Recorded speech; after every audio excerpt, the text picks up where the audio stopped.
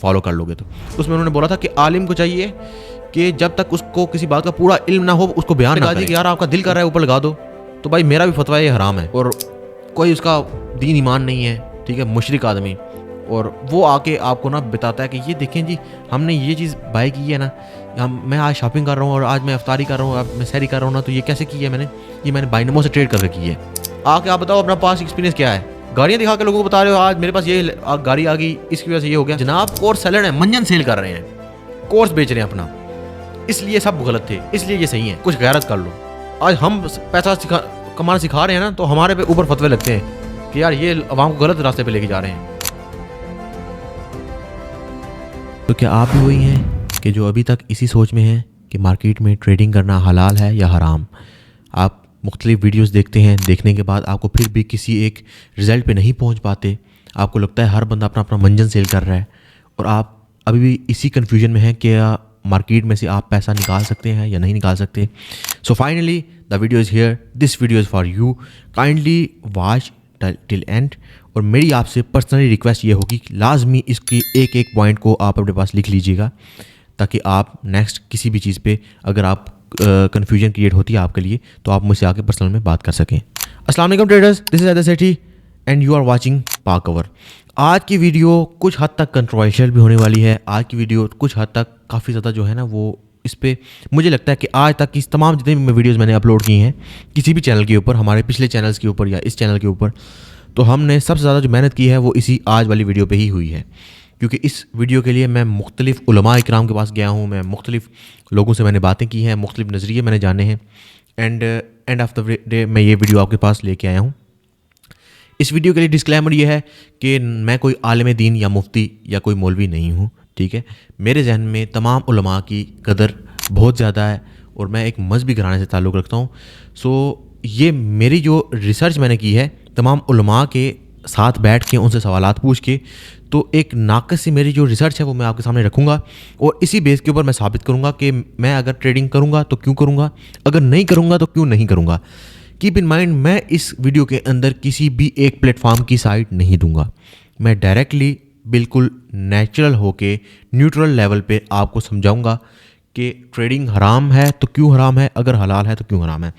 So let's begin. First of all, सबसे पहले मैं समझता हूँ कि हमें जिन चीज़ों से स्टार्ट करना चाहिए तो वो बेसिक होगा, ठीक है। जैसे कि व्हाट इज़ ट्रेडिंग, ताकि आपकी हर चीज़ क्लियर होती जाए। याद रखिएगा ये वीडियो लंबी होगी, ज़रूर लंबी होगी, मैं चाहता हूँ कि ये वीडियो लंबी हो, लेकिन आपने इस वीडियो को पूरा देखना है, लाजमी पूरा देखना है। और आपके ने इसकी जो वैलिड पॉइंट्स हैं वो लिख लेते हैं, और जो आपको लगता है कि मैं पॉइंट्स आपको बता रहा हूँ और वो इनवैलिड हैं तो आपने लाजमी मुझे बता देना है। पर्सनल में आप मुझसे डीएम करके व्हाट्सएप पे कांटेक्ट कर सकते हैं, मैं इंशाल्लाह आपके जो पॉइंट्स हैं क्लियर कर दूंगा। और अगर मुझे किसी भी पॉइंट पर लगता है कि मैंने इस वीडियो में कुछ बात ऐसी बोली है जो गलत है, तो अगर आप मुझे इस तरीके का साबित करते हैं पर्सनल में आके, ठीक है, तो मैं इंशाल्लाह उस चीज़ पे पब्लिकली अपोलोजाइज़ करने के लिए तैयार हूँ, ठीक है। बात अपनी वीडियो को हम स्टार्ट करते हैं with the name of Allah. First of all तो मैं कुछ बेसिक्स क्लियर करूँगा आपके लिए, ताकि आपके लिए इस वीडियो के बाद किसी वीडियो की आपको ज़रूरत महसूस ना हो। तो इसमें बेसिक से हम चलेंगे और एक एक चीज़ को इंशाल्लाह कवर करते जाएंगे, ठीक है। तो फर्स्ट ऑफ ऑल जो हम चीज़ कवर करेंगे वो ये है कि व्हाट इज़ ट्रेडिंग। तो आपके जहन में भी सवाल आता होगा व्हाट इज़ ट्रेडिंग, ट्रेडिंग क्या होता है। तो सिंपली किसी भी चीज़ की बाइंग एंड सेलिंग को ट्रेडिंग बोलते हैं, दैट्स ऑल। अब आगे चलें, फॉरेक्स ट्रेडिंग क्या होता है। फॉरेक्स ट्रेडिंग होता है किसी भी पैसे की बाइंग और उसके बदले में किसी दूसरे पैसे की सेलिंग। करेंसी का जो बाइंग और सेलिंग होती है उसको बोला जाता है फॉरेक्स ट्रेडिंग। फॉरेक्स, इसमें इस फॉरेक्स लफ्ज़ में 5 वर्ड्स हैं, FOREX। FOR फॉरन से निकला हुआ मुखफ़फ़ है, और जो EX है इसका मतलब एक्सचेंज होता है, ठीक है। तो ये इनिशियल्स हैं, फॉरेन एक्सचेंज के इनिशियल्स को फॉरेक्स बोला जाता है, ठीक है। तो आप किसी भी दूसरे मुल्क की करेंसी लेके उसके बदले में कोई दूसरी मुल्क की करेंसी या अपने मुल्क की करेंसी देते हैं तो इसको बोला जाएगा फॉरेक्स ट्रेडिंग, ठीक है। आप किसी भी करेंसी से करेंसी की एक्सचेंज कर रहे हैं। जैसे कि आपने देखा होगा कि तमाम लोग जब किसी दूसरे मुल्क में जाते हैं तो यहाँ से किसी मनी एक्सचेंजर की शॉप पे जाके उनकी एक्सचेंज पे जाके कुछ अपनी पाकिस्तानी रुपीस देते हैं और उसके बदले में डॉलर, दिरहम, रियाल, कैनेडियन रियाल या जैपनीज रियाल या कुछ ले लेते हैं, ठीक है, ताकि वो उस जगह पे जाके उनको परेशानी का सामना ना करना पड़े।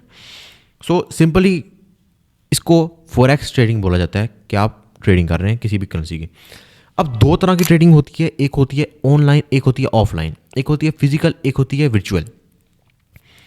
अब इस बात को समझिएगा कि जो होती है फिजिकल ट्रेडिंग, कि आप किसी एक्सचेंज की शॉप पे गए और वहाँ से आपने पैसे दे के दूसरे पैसे ले लिए। लेकिन अब दुनिया चेंज हो चुकी है, अब वो दौर नहीं है। अगर आप इस चीज़ को देखें, आप में से काफ़ी सारे लोग ऐसे होंगे मोस्टली, बल्कि जो मेरी ये वीडियो देख लें मोस्टली का अकाउंट्स होंगे, अपने बैंक अकाउंट होंगे और डिफरेंट टाइप की, वो अपने वॉलेट्स यूज़ कर रहे होंगे।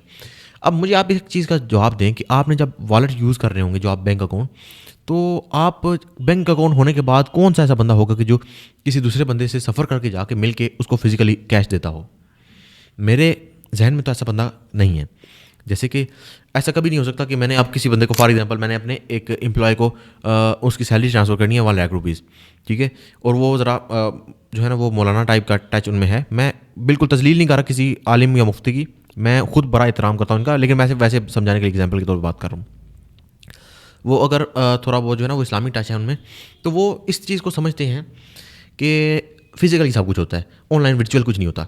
तो अब मैंने उनका अगर 100K या पाकिस्तानी 1 लाख रुपया देना है, उनको सैलरी देनी है, मैं उनको बोलता हूँ कि आप मुझे अपना अकाउंट नंबर दीजिए, मैं आपको आपके अकाउंट में ट्रांसफर कर देता हूँ अपनी बैंकिंग ऐप से। जैसे कि मैं मिज़ान बैंक अगर यूज़ करता हूँ तो मिज़ान बैंक की ऐप से, अलाइट यूज़ करता हूँ तो अलाइट की ऐप से, इस तरीके से मैं आपको ट्रांसफ़र कर दूँगा, ठीक है।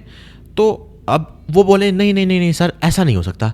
मैं इस चीज़ को पता है क्या हराम समझता हूँ, क्योंकि नबी के दौर में नहीं था, सहाबा के दौर में नहीं था, और पुराने जितने भी हमारे मुअज़्ज़िज़ीन थे, हमारे जितने भी बड़े थे, उनके दौर में ये चीज़ नहीं होती थी। उनके दौर में कैश जो था ना वो फिज़िकली दिया जाता था, और उसकी एक जो मालिक था उसको एक कब्ज़े में हुआ करता था। तो ऐसा तो नहीं हो सकता। आप मुझे जो ऐसा करें ना कि आप इस्लाम की रूह से ये चीज़ ना जाए, तो आप मुझे डायरेक्टली 1 लाख रुपये दे दें। तो भाई मेरी जेब में कभी भी 1 लाख रुपया नहीं होता। पर्सनली मैं 1 लाख रुपये अपनी जेब में लेके कभी भी नहीं चलता, और मैं कभी पागल नहीं हूँ, ठीक है। मेरे पास अल्हम्दुलिल्लाह क्रेडिट कार्ड्स हैं, मेरे पास मेरे अपने मास्टर कार्ड्स हैं और डिफरेंट टाइप्स के कार्ड हैं। अभी तो अल्हम्दुलिल्लाह हर बैंक के है, तो किसी भी मुल्क में जाता हूँ, हर मुल्क के मेरे पास एटलीस्ट 2-3 मुल्क कंट्रीज़ के तो हैं। तो वैसे वीज़ा हर कंट्री में चल जाता है, तो इंटरनेशनल ट्रांजैक्शन हो जाती है, मुझे ज़रूरत नहीं पड़ती इस चीज़ की। अभी तो आप पेट्रोल पंप पे भी जाएँ वहाँ पे भी हो जाती है, आप किसी ग्रोसरी स्टोर पे जाएँ वहाँ पे भी आपको कार्ड का ऑप्शन मिल जाता है, किसी रेस्टोरेंट पे जाएँ कार्ड का ऑप्शन मिल जाता है। तो इस दौर में कैश कैरी कौन करता है? मैं तो नहीं करता एटलीस्ट, ठीक है। आप करते हैं तो आप कमेंट बॉक्स में बता सकते हैं, मुझे जान के बड़ी हैरानगी होगी कि आप में से भी कोई लोग ऐसे हैं जो डेली की जो है ना वो कैश में ट्रांजैक्शन करते हैं, और बड़ी ट्रांजैक्शन भी कैश में ही करते हैं, क्योंकि मेरे लिए काफ़ी नई बात होगी। अब अगर तो हम उसमें नहीं करते, ठीक है, मैं उनको बोलूँगा सर ये ऐसा हो नहीं सकता, आप अपना अकाउंट नंबर दें, मैं आपको अकाउंट में ट्रांसफर कर दूँगा और मैं उसको ट्रांसफर कर दूँगा। अब ये बात कई लोगों के लिए इनवैलिड होगी। क्यों इनवैलिड होगी? वो बोलेंगे सर अभी तो ये सीन ही सारा ऑनलाइन है, अभी तो सब कुछ कैश इसी तरीके से चलता है, आप ऑनलाइन ट्रांसफ़र करते हैं। हाँ, ये बात समझ आ गई आपको।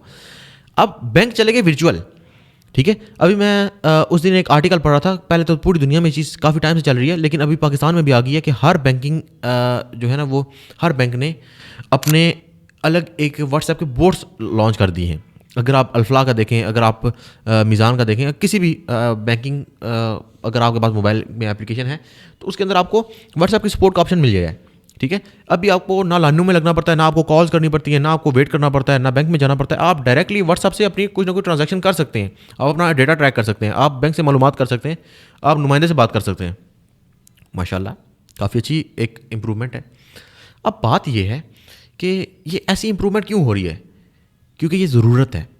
इस टाइम किसी बंदे ने ज़्यादा पैसे ट्रांसफ़र करने हैं तो बैंक में जाके लाइनों में खड़ा होना कोई भी बंदा पसंद नहीं करता अपने लिए, कि 2-2 3-3 घंटे वो लाइन में खड़े होकर पैसे वहाँ से विड्रॉल करवाएगा, ठीक है। अब दुनिया जदीद हो चुकी है, ठीक है। अभी व्हाट्सअप के ऊपर आ गया। अब व्हाट्सअप किसका है जी?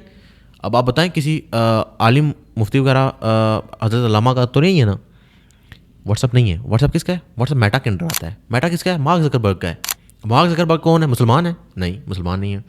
तो आप एक ऐसा बंदा जिसको आप पर्सनली जानते नहीं हैं, उसके प्लेटफॉर्म पे जाके आप अपने पैसों की ट्रांजैक्शन कर रहे हैं। क्यों? वो कहते हैं सर वो इनक्रिप्टेड है, ठीक है, वो इनक्रिप्टेड है, एंड टू एंड इनक्रिप्टेड जो है ना वो आपकी कन्वर्सेशन होती है, ठीक है, समझ आ गई बात की। अब इस जगह पे तो आप नहीं बोलते कि गवर्नमेंट इस चीज़ की हमसे जिम्मेदारी लेके आपके व्हाट्सएप पे जो भी मैसेज आएगा वो गवर्नमेंट की तरफ से ही आएगा या गवर्नमेंट इस पर देखभाल करेगी। नहीं, क्यों जी? वो ठीक है, टेक्नोलॉजी हम इससे फेमिलियर हो चुके हैं। अब यही चीज़ अगर आप यही यहाँ पे लेके आए ना ट्रेडिंग के ऊपर, तो बोलते हैं देखें जी गवर्नमेंट की जिम्मेदारी नहीं है, गवर्नमेंट ये नहीं बोलती कि आप आपके 1-1 रुपये के हम जिम्मेदार हैं, ये है वो है। भाई गवर्नमेंट तो आपके व्हाट्सअप की ट्रांजैक्शन की भी जिम्मेदार नहीं है, गवर्नमेंट तो आपकी ऐप की जो ट्रांजैक्शन है उसकी भी जिम्मेदार नहीं है। आप मिज़ान बैंक से ट्रांजैक्शन करें ना, वो आपसे OTP वगैरह मांगते हैं? नहीं मांगते। आपने एक बार लॉगिन कर दिया, फिर आप जिसमें चाहें आप जो है ना वो जिस मर्जी जगह पे आप वो ट्रांजैक्शंस करें। तो अगर आप किसी गलत जगह ट्रांजैक्शन भेज देते हैं तो क्या गवर्नमेंट आपको वापस ला के देगी? Not at all. ठीक है, अगर वो दूसरे बंदे के पास कुछ भी इस तरह का है डेटा तो वो क्लियर करवा लेगा ट्रांजैक्शंस। ठीक है, हाँ एक ऑप्शन है कि वो आप उसका भी अकाउंट जो है ना वो डिस्प्यूट दिलवा सकते हैं, लेकिन वो ना होने के बराबर ही है। तो भाई बात इतनी सारी है कि हम जिस चीज़ से फेमिलियर होते हैं ना, हम उस चीज़ को सही समझना शुरू कर देते हैं। अब बैंकिंग की मिसाल, बैंक आप बोलते हैं फिजिकल भी ठीक है, वर्चुअल भी ठीक है, सही है, बेहतरीन है। तो ट्रेडिंग अगर फिजिकल ठीक है तो वर्चुअल कैसे गलत होगी? है पहला सवाल ये बनता है। ठीक है, जो भी यहाँ से उलमा जाते हैं ना अक्सर उम्रा करने के लिए, अल्हम्दुलिल्लाह अल्लाह ताला ने मुझे भी सादत अता फरमाई है। तो जब हम उम्रा करने के लिए जाते हैं, होता क्या है कि हम जितने भी आलिम होते हैं, हमारे मेरे साथ भी एक जो है ना वो मौजूद थे, और अमीर साहब एक हमारे साथ भी मौजूद थे। तो उनसे जब बात होती थी ना मेरी इस बात पे, तो स्टार्टिंग में तो बड़ी डिबेट्स हुआ करती थी, बाद में अल्हम्दुलिल्लाह जो है ना वो उनको मेरी समझ आ गई और मुझे उनकी समझ आ गई। अब हुआ क्या कि वो मुझसे बोलते थे कि हैदर भाई आप ना ये जो बात करते हैं सही है, सारी बात सही है, मैं आपकी बात मानता हूँ, लेकिन मेरा ना इस पर दिल मुतमईन नहीं होता। मैंने बोला ठीक है। अच्छा, मैं उनके साथ जब हमारा एक पूरा जो है ना वो दोस्त भी थे मेरे, और काफ़ी सारे हम इकट्ठे गए थे उम्रा करने। तो हम जब उम्रा करने के लिए गए तो उन्होंने क्या किया, उन्होंने पाकिस्तान से कुछ अमाउंट जो है ना वो दी, और उसके बदले में उन्होंने सऊदी रियाल जो है ना वो बाय कर लिए। ठीक है, टू बी ऑनेस्ट उन्होंने मेरे ख्याल है कोई 4000 रियाल जो है ना वो बाय किए हैं या इतना कुछ किया। ठीक है, तो जब उन्होंने बाय किया तो उसका रेट जो उनको पड़ा वो 75 रुपीज़ पड़ा। ठीक है, 75 रुपीज़ के हिसाब से उन्होंने बाय किया और वो चले गए। ठीक है, अब हमने इकट्ठा उम्रा परफॉर्म किया, और मतलब मेरी उनके साथ अच्छी तरह थी, तो हमने उम्रा परफॉर्म किया, सब कुछ हम इकट्ठे रहे काफ़ी टाइम। उसके बाद मैं वहीं से दुबई की तरफ चला गया और वो पाकिस्तान की तरफ आ गए। और उसके बाद ना एक दिन मेरी उनसे बात हुई ना, तो मैंने उनको बोला वो आपने जो रियाल थे आपके, ज़ाहिर है वो आपके इतने ज़्यादा रियाल लगे नहीं थे, तो बाकी रियाल जो है ना वो, क्योंकि यहाँ से आप पाकिस्तान से ही होटल बुकिंग वगैरह हर चीज़ हो जाती है, तो आपके ज़्यादा एक्सपेंस आते नहीं हैं। तो मैंने बोला जो आपकी अमाउंट थी उसका आपने क्या किया, करेंसी का क्या किया है? तो वो कहते हैं जी हैदर भाई मैंने जाकर ना वो दोबारा सेल कर दिया। हाँ जी ठीक है, सेल की है। मैंने बोला कितने में सेल की है? वो कहते हैं अब जब मैंने सेल की ना तो उसका रेट 78 हो गया। ठीक है, 78 रुपीज़ पर रियाल। मैंने बोला आपने बाय कितने का किया था? कहते हैं मैंने 75 का बाय किया था और 78 पॉइंट समथिंग का मैंने सेल किया। मैंने बोला आपने वो प्रॉफिट जो आपको मिला है ऊपर पर रियाल के ऊपर, तो वो आपने प्रॉफिट का क्या किया है? तो कहते हैं ज़ाहिर है वो प्रॉफिट मैंने ले लिया है। मैंने बोला ये हलाल है? कहते हैं ऑब्वियसली हलाल है। मैंने बोला आप देख लें अल्लामा साहब, ये बात वो होगी कि आपका कुत्ता कुत्ता और हमारा कुत्ता जो है ना वो टोमी, वो ये बात हुई ना, तो मैंने उनको बोला देख लें अल्लामा साहब, ये जो बात आपने की है ना, ये वही वो मिसाल दिया करते हैं, एक बड़ी वाहियात मिसाल है कि दूसरे का कुत्ता कुत्ता तो अपना कुत्ता टोमी, वो हिसाब आपने किया है कि आपके मुताबिक ये जो आपने काम किया है ये बिल्कुल आपके मुताबिक हलाल है, और मैं जो फॉरेक्स ट्रेडिंग कर रहा था तो आपके मुताबिक फॉरेक्स ट्रेडिंग हराम थी। तो वो कहते हैं नहीं नहीं मैंने हराम नहीं बोला था, मैंने बोला था दिल मुतमिन नहीं होता, लेकिन आपकी बात अब मुझे समझ में आ गई कि ये फिजिकली भी हम इससे प्रॉफिट ले सकते हैं तो हम वर्चुअल भी ले सकते हैं। ठीक है, अब यही चीज़ यहीं पे अप्लाई होती है। होपफुली आपको ये तो समझ आ गई होगी कि फॉरेक्स ट्रेडिंग, अब मैं एक बार आहिस्ता आहिस्ता करके इंशाल्लाह आगे चलूँगा। ठीक है, अब फॉरेक्स ट्रेडिंग का तो आपको समझ आ गई होगी कि फॉरेक्स ट्रेडिंग क्या है। ठीक है, अब ये हलाल कैसे है और हराम कैसे है।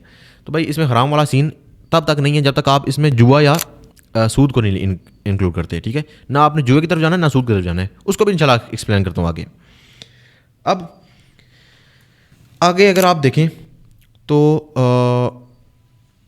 इस्लाम में ना कुछ चीज़ें होती हैं, कुछ मयार पे उतारा जाता है। इस्लाम में काफ़ी सारे मयार होते हैं जिनमें कुछ जो है ना वो, लाइक मैं आपको एक चीज़ बयान करता हूँ, correct me if I am wrong.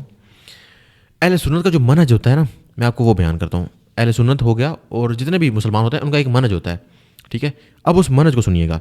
अगर कोई मेरा अहले तशय्युअ भाई सुन रहा है तो उनके लिए माजरत, मैंने कोई ज़्यादा रिसर्च नहीं की इस चीज़ के ऊपर आपके हवाले से, लेकिन मैंने आपके उलमा से ज़रूर इस बारे में बात की है और वो उन्होंने मुझे सेटिस्फाई की है। लेकिन पर्सनली मैं अहले सुन्नत वल जमात से ताल्लुक़ रखता हूँ, तो इस हिसाब से मैं वो बता रहा हूँ आपको। अब अहले सुन्नत का मनहज क्या होता है, तो इस चीज़ को ज़रा समझिएगा कि अब अहले सुन्नत के मुताबिक पहले जो उनके जो मुहक्किक है ना वो कौन है, तो वो बताते हैं कि हज़रत उमर बिन अब्दुल अज़ीज़। तो इन्होंने पहली इस्लाम में ना जो इजमा का और इस तरह का जो कॉन्सेप्ट दिया था वो इनका था सबसे पहले। अब अहले सुन्नत का मनहज क्या है? मनहज ये है, सबसे पहले किताबुल्लाह, अल्लाह ताला का कुरान, उससे मसला निकाला जाता है। द सेकंड थिंग इज़ हदीस, ठीक है, हदीस नबवी, नबी करीम सल्लल्लाहु अलैहि वसल्लम की जो हदीस होती है उससे मसला दरियाफ़्त किया जाता है। अगर कुरान से मिल जाए तो वेल एंड गुड, अगर ना मिले तो हदीस से दरियाफ़्त किया जाता है। अगर हदीस से भी ना मिले तो इजमा किया जाता है। इजमा मतलब तमाम उलमा का एक ही उस पर जो है ना वो स्टांस होता है, ठीक है, और वो स्टांस वो किसी फैक्ट की बेस पे होता है। अच्छा, अगर इजमा भी ना हो, हर उलमा की, हर आलिम की अलग अलग राय हो तो फिर क्या होता है? वो कहते हैं जी इज्तिहाद होता है, फिर इज्तिहाद होता है। अब इज्तिहाद चौथी चीज़ आ गई कि आप पहली किताबुल्लाह, दूसरी हदीस, तीसरी इजमा और चौथी इज्तिहाद, ठीक है। अब मेरे अजीज़ों ज़रा थोड़ी सी बात को समझो कि इज्तिहाद का मतलब क्या है कि हर आलिम अपनी एक राय कायम कर रहा है और वो अपनी रिसर्च की बेस पे, ठीक है। अब रिसर्च की बेस पे राय कायम की जा रही है। रिसर्च की बेस पे अगर राय कायम की जा रही है मतलब ये कि आलिम साहब ने उसके बारे में कुछ ज़्यादा रिसर्च नहीं की। हज़रत अली का कौल है कि मैंने एक जगह पे रिवायत पढ़ी थी जहाँ पे कुछ इस तरह लंबी सी एक रिवायत थी, उसमें हज़रत अली ने बोला था कि तुम ये ऊँटों पे बैठ के भी निकलोगे ना, पूरी दुनिया फिरोगे, तब भी तुम्हें इस तरह की चीज़ें नहीं मिलेंगी। ये मेरी कुछ चीज़ें लिख लो और ये तुम्हें ज़िंदगी में कामयाब हो जाओगे अगर इन चीज़ों को फॉलो कर लोगे तो। उसमें उन्होंने बोला था कि आलिम को चाहिए कि जब तक उसको किसी बात का पूरा इल्म ना हो उसको बयान ना करें। और जबकि हमारे उलमा का आप हाल देख सकते हैं कि उनको एक बात का इल्म नहीं है, वो तो फिर भी बयान कर रहे हैं। अच्छा, फिर भी चले हम जाहिल हैं ना, हमने उनसे सवाल पूछे। अच्छा, इज्तिहाद कर रहे हैं, वो एक अपनी छोटी मोटी राय के मुताबिक वो इस चीज़ को कर रहे हैं, ठीक है। छोटी मोटी राय, मैं उनको हकीर जान के नहीं बोल रहा, मैं इसलिए बोल रहा हूँ क्योंकि उनकी इस बारे में एक्सपर्टीज़ नहीं है, ठीक है। अब होता क्या है, आप इस चीज़ को थोड़ा बहुत समझिए कि इशू कहाँ पे आ रहा है। इशू आ रहा है मेरे भाई यहाँ पे कि जब एक ऐसा बंदा जिसको ट्रेडिंग का नॉलेज नहीं है वो जाके उलमा से पूछता है, ठीक है।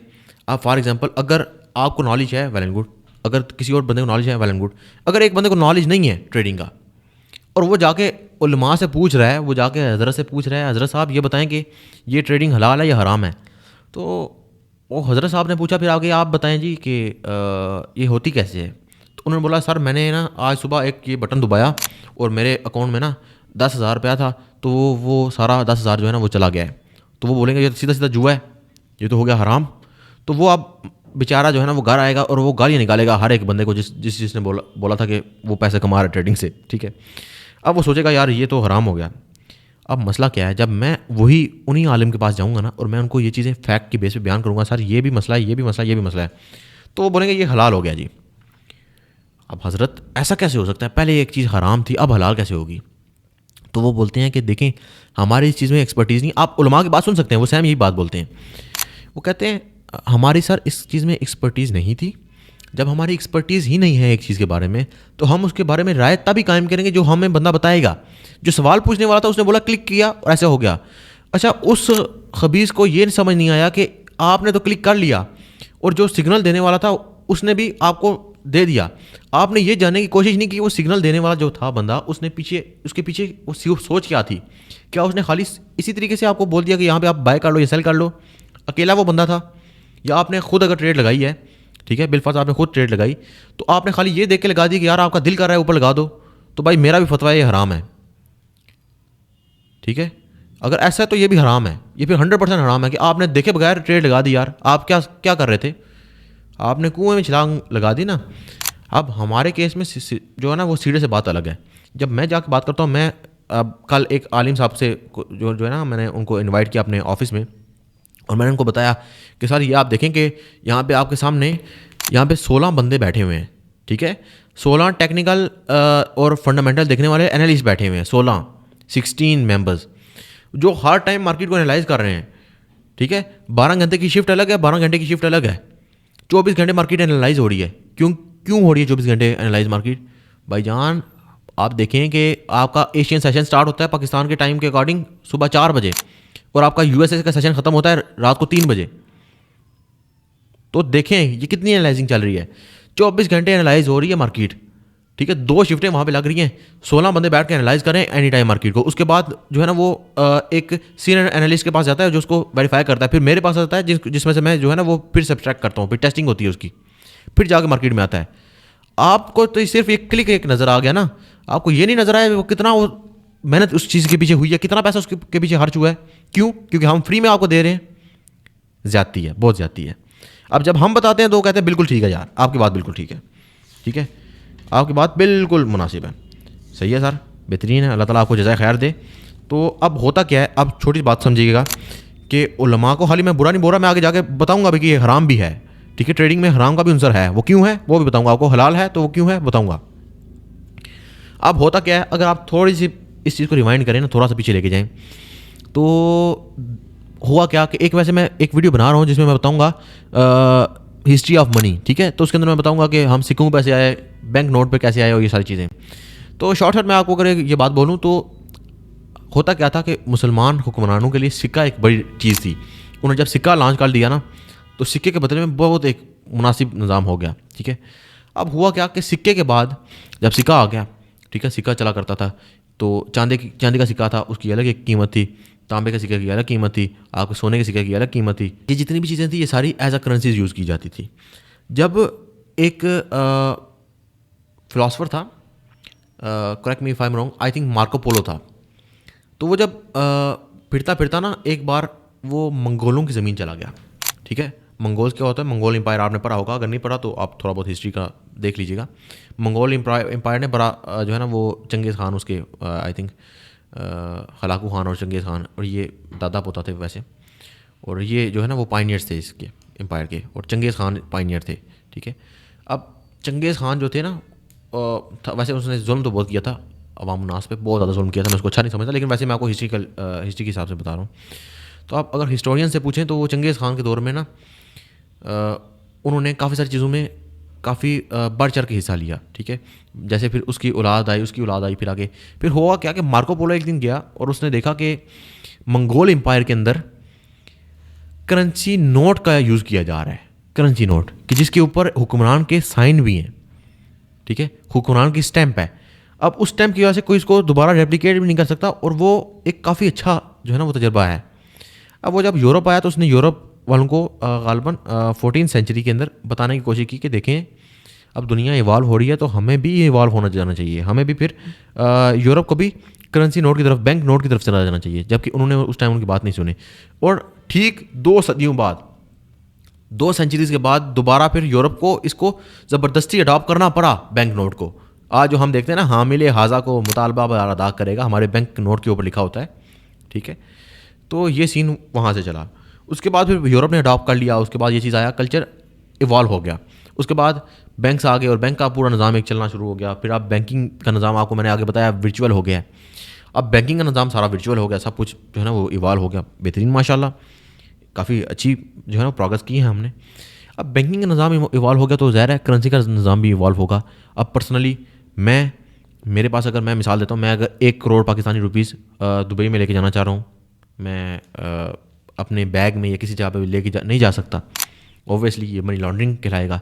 तो मैंने अगर पैसा यहाँ से दुबई ट्रांसफ़र करना है तो कैसे करना है यार, आप मुझे बता सकते हैं क्या?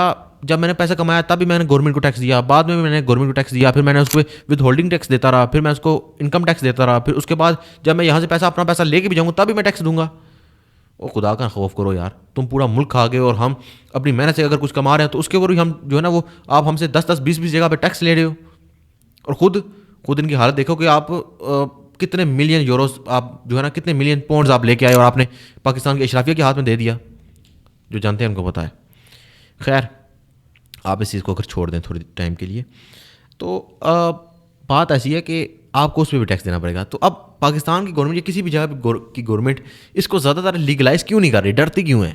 इसलिए डरती है भाई कि आप अगर तो फॉरेक्स का सहारा लेंगे तो आप यहीं से अपने बैंक में से ट्रांसफ़र करेंगे, फॉरेक्स के अंदर ट्रांसफ़र करके आप यूएसडीटी में ट्रांसफ़र करके आराम से लेके जाके आप जो है ना वो दुबई के अंदर विड्रॉल कर लेंगे उसको AED में, ठीक है, दिरहम में।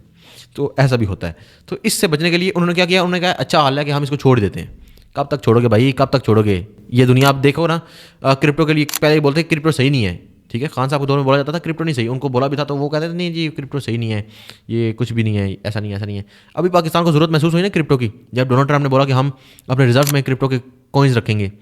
अभी पाकिस्तान ने एक कमेटी बना दी जिसमें आपका वज़ीर ख़जाना भी ऐड हो गया और आपका वो बिलाल बिन शफीक जो है, काफ़ी वैसे वो ब्लॉकचेन पे उनका अच्छा काम है, मैं पर्सनली उनसे मिला भी हूँ, और तो वो उनका जो है ना, उन्होंने उसका CEO बना दिया है पूरी कमेटी का। तो अब क्यों आपको ज़रूरत महसूस हुई? पहले आपके मुताबिक वो करेंसी नहीं थी, पहले करेंसी नहीं थी, अब आपको ज़रूरत महसूस होगी यार इस पे काम हमें करना चाहिए। भाई ऐसा ही होता है पाकिस्तान के अंदर।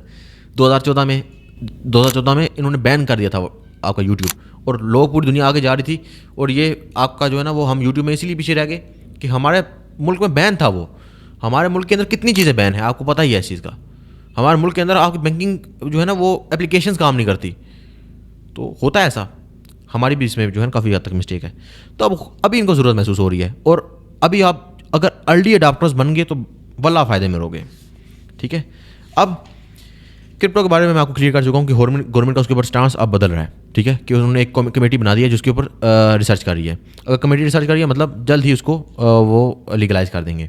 अभी नेक्स्ट थिंग, फॉरेक्स का भी आपको बता चुका हूँ, बिल्कुल लीगल है, अल्हम्दुलिल्लाह 100% लीगल है। हाँ, एक चीज़ आप फॉरेक्स के बारे में ध्यान में रखें, फॉरेक्स इलीगल और हराम कब होगी? जब उसके अंदर लेवरेज होगी, मार्जिनस होंगे, और उसके अंदर आप इंटरेस्ट के ऊपर लोन लेंगे। अगर ये तीनों चीज़ें होंगी तो मैं गारंटीड बोलता हूँ कि आप हराम के ज़ुमरे में आएंगे। ना तो लेवरेज लेनी है मेरे भाई, ना मार्जिनस पे ट्रेड करनी है, ना आपने इंटरेस्ट के ऊपर कुछ अमाउंट लेनी है किसी से, लोन नहीं लेना, कभी भी नहीं लेना। तब आपकी जो ट्रांजैक्शन है वो क्लियर होगी। और एक और मेरी तरफ से फतवा है, लिख के रख लेना, गोल्ड और सिल्वर के ऊपर ट्रांजैक्शन नहीं करनी फॉरेक्स के अंदर। उसका रीज़न सुन लें मेरे भाई। रीज़न ये है कि गोल्ड और सिल्वर ये जो चीज़ें हैं ना, इसको कम्योडिटी बोला जाता है, और इस्लाम का कम्योडिटीज़ के बारे में स्टांस ये है कि गोल्ड और सिल्वर तब तक आप बेच नहीं सकते जब तक आपके खुद वो फिजिकली आपके पास एसेट की सूरत में मौजूद ना हो। ठीक है, तो ये गोल्ड और सिल्वर का जो ताल्लुक है वो करेंसी से बिल्कुल मुख्तलिफ है। करेंसीज का और हिसाब है, गोल्ड और सिल्वर का और हिसाब है। गोल्ड और सिल्वर की आप बाइंग और सेलिंग ऑनलाइन नहीं कर सकते। हाँ, फिजिकली अगर आप करना चाहें तो आप कर सकते हैं, स्पॉट पे करना चाहें तो आप कर सकते हैं। ठीक है, अब इस तरह की चीज़ है। इसमें हमने क्या चीज़ें अवॉइड करनी है, अगैन मैं बोल रहा हूँ, रिपीट कर रहा हूँ, आपको लिखा भी नज़र आ जाएगा। No leverage, no margins, no borrowing of interest loan. Third, we did not do any transaction on gold and silvers without having it physically. ठीक है, तो ये आप, मेरा स्टांस इसके ऊपर ये है कि ये 4 काम हम नहीं करेंगे। ठीक है, अगर फॉरेक्स हम कर रहे हैं तो ये 4 काम हम नहीं करेंगे, उसके बाद इंशाल्लाह हलाल होगी हमारी। अब एक और चीज़ याद रखना, ये आप जो रिकवरी की तरफ जाते हो ये ना किया करो। रिकवरी की तरफ जाके कई लोग होते हैं उनका खुदा ना खास्ता कई बार लॉस हो जाता है, लॉस होने के बाद वो कहते हैं अब ही रिकवर करना है, तो ऐसा ना किया करो, सोच समझ के ट्रेड लगाया करो। अच्छा, अब होता क्या है, होता ये है कि एक फैमिली व्लॉगर जिसने फेम सिर्फ हासिल किया, उसका फेम सिर्फ घूमता है उसकी बहन के रिलेटेड, ठीक है, उसके दोस्तों के ऊपर और उसके फैमिली के ऊपर। ठीक है, मैं यहाँ पे फैमिली व्लॉगिंग को बुरा बोलने नहीं आया, लेकिन अनफॉर्चुनेटली ऐसा होता है। अब मैं ठीक ठाक बजाऊँगा इनकी, देखिएगा। अब होता क्या है कि एक बंदा ऐसा कि जिसने ज़िंदगी के अंदर कुछ नहीं किया, वो खुद बोलता है कि मैं अनपढ़ हूँ और मुझे जितनी बार मौका मिला पढ़ने का तो मैंने नहीं पढ़ा। अब भाई वो अनपढ़ है, ठीक है, जिसको बोलते हैं ना बिल्कुल अनपढ़, जो एल्गोरिथम को जो है ना वो पता नहीं क्या बोल रहा था। अब मैंने देख लिया भाई, एल्गोरिथम क्या है, एल्गोरिथम क्या है, एल्गोरिथम क्या है, लफ्ज़ भी रिपीट नहीं करूँगा। ठीक है, तो जिसको एल्गोरिथम बोलना नहीं आता यार, ठीक है, जिसको यूट्यूब और टिकटॉक से ही बोलना नहीं आता। टिकटॉक उसको देखे ना तो वो उसका भी एक अजीब उसका वर्जन निकाला हुआ है उसने, वो बात भी करता है तो अजीब सी बात करता है, और कोई उसका दीन ईमान नहीं है, ठीक है, मुशरिक आदमी, और वो आके आपको ना बताता है कि ये देखें जी हमने ये चीज़ बाय की है ना, मैं आज शॉपिंग कर रहा हूँ और आज मैं अफ्तारी कर रहा हूँ, अब मैं सहरी कर रहा हूँ ना, तो ये कैसे की है मैंने, ये मैंने बाइनमो से ट्रेड करके की है। ठीक हो गया माशाल्लाह। तो आपने बाइनमो से ट्रेड करके कितने कमाए? जी मैंने बाइनमो से ट्रेड करके इतने लाख कमा लिए, ये कर लिया, आपने वो कर लिया। खुदा का खौफ कर लो, खुदा का खौफ कर लो। एक मैंने वीडियो देखी थी, वो उसके साथ बैठा हुआ था दूसरा, वो खैर नाम नहीं मैं लेना चाह रहा था, लेकिन फिर भी मैं आपको बता देता हूँ, नाम लेना मेरा ख्याल है अभी ज़रूरी है। तो 2 बंदों की मैं बात कर रहा हूँ, एक तो जो है ना वो बंदा रजब भट्ट है, दूसरा है डकी भाई। ठीक है, अब तीसरा आप उसमें और ऐड करना चाहें तो आप मुख्तलिफ डेली व्लॉगर्स हैं वो भी आप ऐड कर सकते हैं, जैसे कि आई थिंक बाबा कुछ नाम है उनका, बाबा ओपी, तो वो भी हैं, और उसके अलावा भी बहुत सारे हैं। There is lot of influencers जो डायरेक्टली जिनको पता नहीं है ट्रेडिंग क्या होती है। अब वो करते हैं क्या, वो कहते हैं जी हम आप देख रहे हैं ये हमारे खर्चे कहाँ से निकल रहे हैं, ये हमारे खर्चे निकले हैं बाइनमो से। आप देख रहे हैं हमारा जापान का ट्रिप कहाँ से निकला है? ये जापान का ट्रिप निकल रहा है बाइनोमो से। हम बाइनोमो पे जो है ना वो ट्रेड करते हैं और हम इतना पैसा कमा लेते हैं। ओए यार, खुदा का खौफ कर लो, खुदा का खौफ कर लो। आपने ज़िंदगी में बाइनोमो पे ट्रेड नहीं की। आप जो करके दिखा रहे हो वो सब धोखा दे रहे हो आवाम को। तो करते क्या है, ये लाखों करोड़ रुपए के चेक्स लेते हैं और उसके बाद उनको होता है कि अब प्लेटफॉर्म से मांगते क्या है कि हम आपको इतने हज़ार बंदा ला के देंगे, आपने क्या करना है उसके बदले में आप हमें जो है ना वो गाड़ी दे दीजिएगा। तो प्राडो मिल जाती है, ठीक है। हम आपको इतने लाख बंदा ला के दे रहे हैं, आप उसके बदले में ये कीजिएगा कि हमारा जो है ना वो जापान का ट्रिप फाइनेंस कर दीजिएगा। वो हो जाता है। इतनी इनको हया नहीं है कि यार आप जिन लोगों का पैसा लगवा रहे हो उनको आप सिखा रहे हो उसके बाद कैसे ट्रेड करनी है, उनको बता रहे हो क्या हलाल है क्या हराम है। आपकी कोई पीछे टीम बैठी हुई है? नहीं, कुछ भी नहीं है। क्या है? सिर्फ पैसे का लालच है, सिर्फ पैसे का लालच है। ये अपने सब्सक्राइबर को 1 रुपये से भी कम की कीमत में बेचते हैं। जितने मिलियन के सब्सक्राइबर हैं ना, तो ये एक बार प्रमोशन करते हैं तो ये कहते हैं ठीक है इतने आप लाख दे दें। इनको पता नहीं है कर किस चीज़ की प्रमोशन कर रहे हैं। मेरी पर्सनली इससे बात हुई थी, मैं पर्सनली इससे पूछा, हाँ भाई यार आप बताओ कि यार ये आप जिसकी प्रमोशन कर रहे हो आपको पता है क्या चीज़ है? उसने बोला नहीं पता। मैंने बोला जी मैं कर रहा हूँ इसको 2017 से ट्रेड, 2017 से मैं ट्रेड कर रहा हूँ, तो मैं आपको बता सकता हूँ कि मैंने ये इसमें कमाया, ये खोया, हमने लॉस किया, ये सेंटीमेंट है, ये कुछ है, ये कुछ है। आप बता सकते हो कुछ? नहीं जी हम नहीं बता सकते। तो कर क्यों रहे हो? हाँ, ये एक मेजर इशू है, क्योंकि इन लोगों का खुदा, इन लोगों का दीन, इन लोगों का सब कुछ सिर्फ पैसा है, ठीक है। और प्लेटफॉर्म्स भी इसको प्रमोशन देते हैं, क्यों? क्योंकि उनको लगता है कि यहाँ से पैसा आएगा, ठीक है। अब वो बंदे आ गए, अब एक ट्रेडर आ गया, आने के बाद उसने पैसे डिपॉजिट कर लिए कि जी हमारे रजब भाई ने बोला था, हमारे डक्की भाई ने बोला था, और हमारे फलां भाई ने बोला था, फलां ने बोला था कि आप जो है ना वो इसमें से ट्रेड करें, ठीक है। उसने पैसे डिपॉजिट कर लिए। अब डिपॉजिट करने के बाद अब वो कहाँ पे जाएगा? अब वो मारा फिरेगा, कभी एक की वीडियो देखेगा, कभी दूसरे की देखेगा, कभी तीसरे की देखेगा। अब मेरे भी ग्रुप में ऐड हो गया, अब एक और बंदे के ऐड हो गया, अब एक और बंदे के ऐड हो गया, 3 ग्रुप में ऐड हो गया। एक बोल रहा है अप लगा दो, दूसरा बोल रहा है डाउन लगा दो, तीसरा बोल रहा है अप लगा दो। अब वो कन्फ्यूज़, वो एक दिन एक की मानेगा, दूसरे दिन दूसरे की मानेगा, तीसरे दिन तीसरे की मानेगा, चौथे दिन वो अपना अकाउंट जीरो करके बैठ जाएगा। क्यों जी? रातों रात अमीर होने चाह रहे थे साहब। तो मेरी तरफ से ये मेरा खुला ऐलान है, जो बंदा भी रातों रात अमीर होना चाहता है, मेहरबानी करके मेरे ग्रुप में ऐड ना हो। मुझे ऐसे बंदे की बिल्कुल ज़रूरत नहीं है जो रातों रात अमीर होना चाहता है, ठीक है। ना मैं इस चीज़ को पसंद करता हूँ, ना मुझे कुछ जुए वाली ऑडियंस चाहिए। मुझे अपनी लीजिट ऑडियंस चाहिए, मुझे ट्रेडिंग वाली ऑडियंस चाहिए, ठीक है। अब इनके बाद मेन जो चीज़ होती है वो ये होती है कि ये आपको सेंटीमेंट जो है ना वो आपके हर्ट करते हैं, ठीक है। फिर अब करते क्या है ब्रोकर्स आपको, अब अक्सर लोग पूछते हैं हाँ जी ए बुक ब्रोकर क्या होता है, बी बुक ब्रोकर क्या होता है, तो आते हैं उसकी तरफ भी मैं, ठीक है। अब ब्रोकर्स एक पुल का काम करते हैं कि आपने मार्केट में जाना है, ठीक है, आपने करना है। हर ब्रोकर गलत भी नहीं होता, हर ब्रोकर सही भी नहीं होता, याद रखिएगा। तमाम ब्रोकर्स में गलत चीज़ें भी होती हैं, सही भी होती हैं, आज एक्सप्लेन करेंगे उसको। अब ए बुक ब्रोकर्स क्या होते हैं? जिनके ऊपर एसईसी बैठा होता है, ठीक है। और बी बुक ब्रोकर क्या होते हैं? जिनके ऊपर एसईसी नहीं बैठा होता, ठीक है, ठीक है। अब एसईसी नहीं बैठा तो आपका उस सिचुएशन के अंदर, आप अगर लाइसेंस नहीं है आपको एसईसी का, तो आपका कहीं ना कहीं का तो लाइसेंस होगा ना, तो होता है लाइसेंस। अब बाइनोमो का डॉल्फिन कॉर्पोरेशन है, ठीक है, क्वार्टर्स का भी एक है, तो इनकी एक मदर कंपनी होती है, वो उसको आगे फिर लेके चलती है, फिर वो इनका लाइसेंस ज़रूर होता है, लेकिन एसईसी का नहीं होता। अब इनका जो लाइसेंस बना है, अब जब एसईसी का लाइसेंस नहीं है तो इनके ऊपर रेगुलेशन ज़्यादा नहीं है। जब रेगुलेशन नहीं है तो फ़ायदा क्या है और नुकसान क्या है? अब फ़ायदा उस टाइम ये है कि आपके ऊपर चलान नहीं पड़ रहा और आपकी जो एक्सचेंजेस हैं वो उनके ऊपर केसेस नहीं चल रहे, ठीक है। जैसे अब पिछले दिनों में बाइनांस के ऊपर केसेस चले थे ना, कुछ मंथ पहले या मे बी कुछ ईयर्स पहले, ठीक है, जब उनके वो जो बाइनांस के सीईओ थे सीजी, मे बी आपको पता होगा जो क्रिप्टो के बारे में जानते हैं, तो सीजी ने क्या किया था, सीजी ने कुछ इश्यूज़ की वजह से सीजी के ऊपर चला केस चलने के बाद क्या हुआ कि बाइनांस के अंदर जितने भी शेयर्स हैं वो सब डंप चले गए, BNB की प्राइस ख़त्म हो गई, ठीक है, काफ़ी हद तक नीचे चली गई, और वो अपना ऑल टाइम हाई बनाने के करीब था, लेकिन वो बियरिश जोन में चला गया और पूरी मार्केट नीचे जाना स्टार्ट होगी एकदम से। मैंने खुद उस टाइम इन्वेस्टमेंट की थी, ठीक है, पूरी मार्केट बियरिश, पूरी मार्केट गिरी है। क्यों जी? क्योंकि SEC ने एक बंदे के खिलाफ केस कर दिया है। अब ये नुकसान है आपके रजिस्ट्रेशन होने का, ए बुक ब्रोकर होने का, ठीक है। बी बुक ब्रोकर होने का फ़ायदा ये है कि आपके ऊपर केस नहीं चल रहे, तो आप आराम से सुकून से तसल्ली बख्श काम कर सकते हैं। आपको ये नहीं किसी भी टाइम एक केस चलेगा और आपकी अमाउंट जो है ना वो दरम तख्ता हो जाएगी, ठीक है। ये बाइनांस को जो प्रमोट करते हैं उनसे भी पूछ लीजिएगा। पर्सनली मैं भी ट्रेड करता हूँ बाइनांस पे, लेकिन याद रखें कि ए बुक ब्रोकर का इशूज़ होता है, उनसे भी इशू होता है। अब आप आ जाएँ बी बुक ब्रोकर, तो बी बुक ब्रोकर का नुकसान क्या है? नुकसान ये है कि इनका ये नहीं पता होता आपको कि ये इनकी पॉलिसीज़ जो है ना वो किस हिसाब से हैं, और आप इनकी पॉलिसीज़ को डायरेक्टली टारगेट नहीं कर सकते। अब बाइनमो की एक पॉलिसी है, ठीक है, कि अगर आपने का एक अकाउंट बना हुआ है तो आप उसको ब्लॉक किए बगैर दूसरा अकाउंट बनाते हैं तो वो आपको दोनों अकाउंट ब्लॉक कर देंगे। अब उन्हें ब्लॉक कर दिए, अब आप उनसे बात करोगे तो वो बोलेंगे हमारी पॉलिसी थी, आपने यूज़र एग्रीमेंट पर क्लिक किया था। अब उससे बचने का भी एक तरीका है, वो इंशाल्लाह नेक्स्ट मेरी वीडियो एक है पूरी बनी हुई है, आई थिंक 2 दिन में 3 दिन में अपलोड कर दूंगा।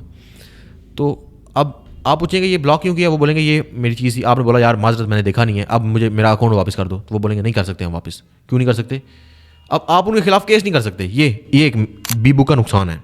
फ़ायदा आप देखें बी बुक का क्या है। बी बुक ब्रोकर होने का फ़ायदा यह है कि आपके ऊपर टैक्स नहीं लग रहा। दूसरा फ़ायदा यह है कि आपकी फ़ीस नहीं कट रही। तीसरा फ़ायदा यह है कि आपके जहन में ये नहीं है कि हर टाइम के आप किसी भी टाइम एक न्यूज़ आएगी और आपकी जो है ना वो सारे एसेट ख़त्म हो जाएंगे।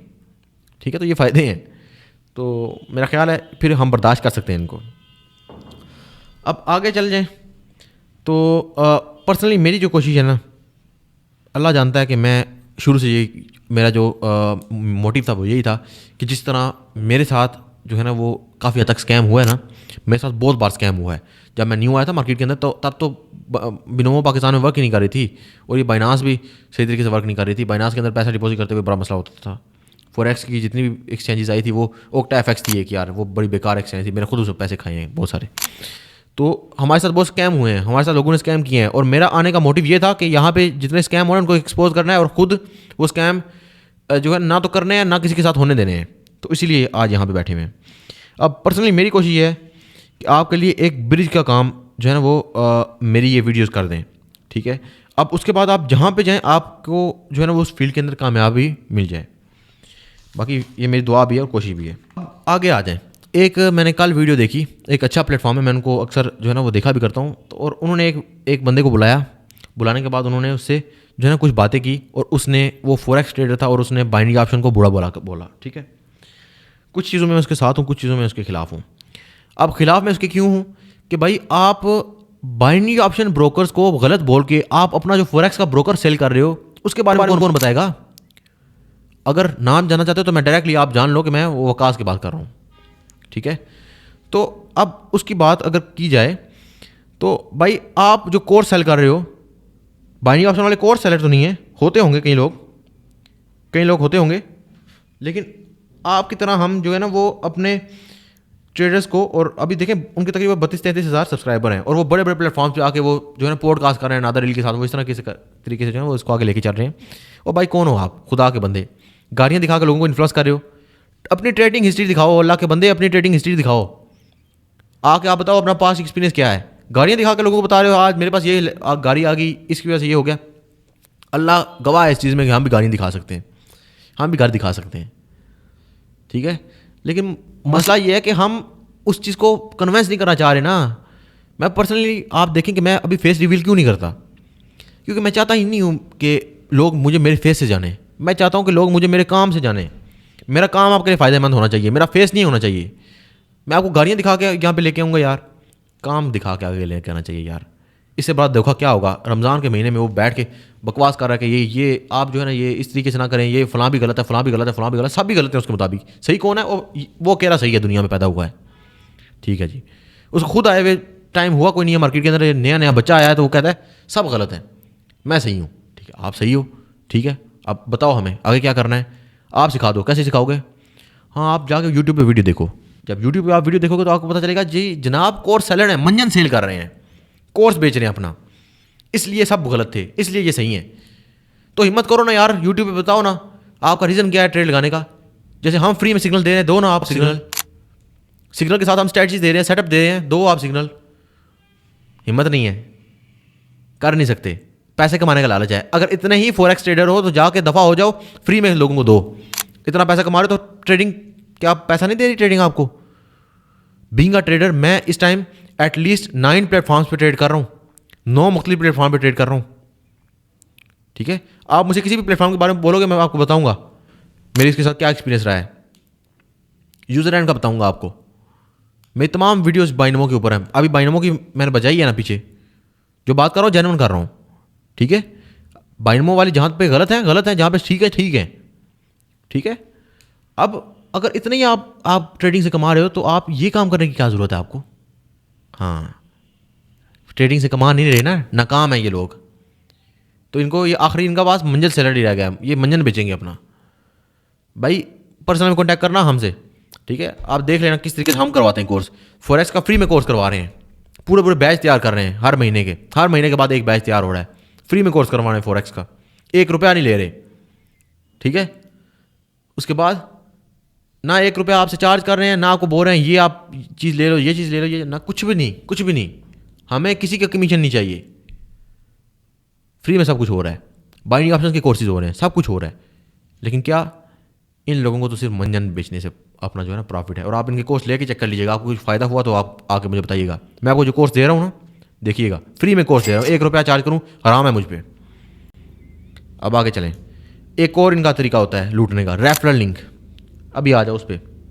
2 तरह के रेफरल लिंक है, याद रखो।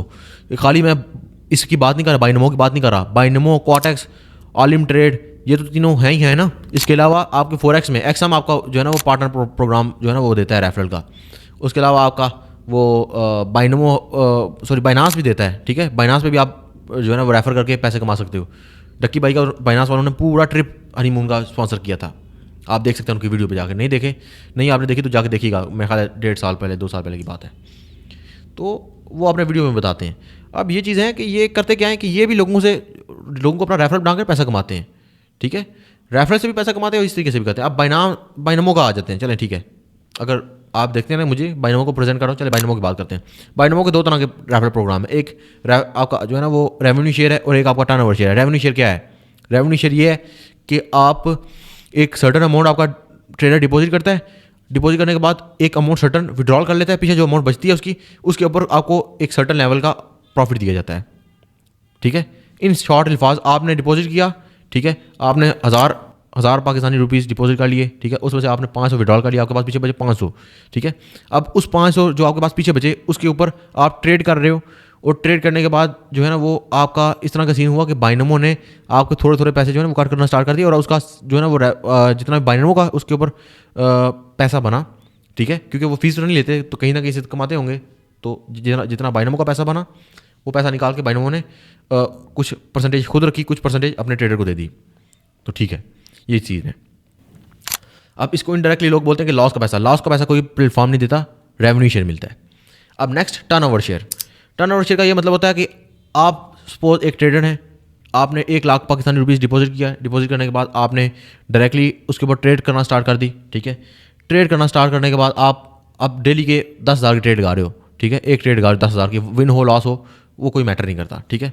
अब उसके अंदर ना लॉस मैटर करता है ना विन मैटर करता है। आपने डेली की 1,000 की ट्रेड गाना स्टार्ट की और आपने महीने की जो है ना वो ट्रेड लाइक आप 10,000 का लें, डेली की आपने 10,000 की ट्रेड लगाना स्टार्ट कर दी, और महीने में आपने जो ट्रेड लगाई वो कुल मिला के आपकी बनेगी 3 लाख रुपए की ट्रेड, ठीक है? तो आपके अकाउंट में तो 1 लाख रुपए था, आपने ट्रेड जो की वो 3 लाख की टोटल हिस्ट्री, लॉस हो विन हो सब कुछ ऐड होता है उसमें। वो टर्नओवर आपका 3 लाख रुपए बना, वो चीज़ जो 3 लाख आपका टर्नओवर बना, तो आपके जो इन्फ्लुएंसर साहब है ना जो बैठ के आपको समझा रहे हैं, उनको आपका उसमें से 3-4%, 5% टर्नओवर शेयर जाएगा, ठीक है? अब ये चीज़ है।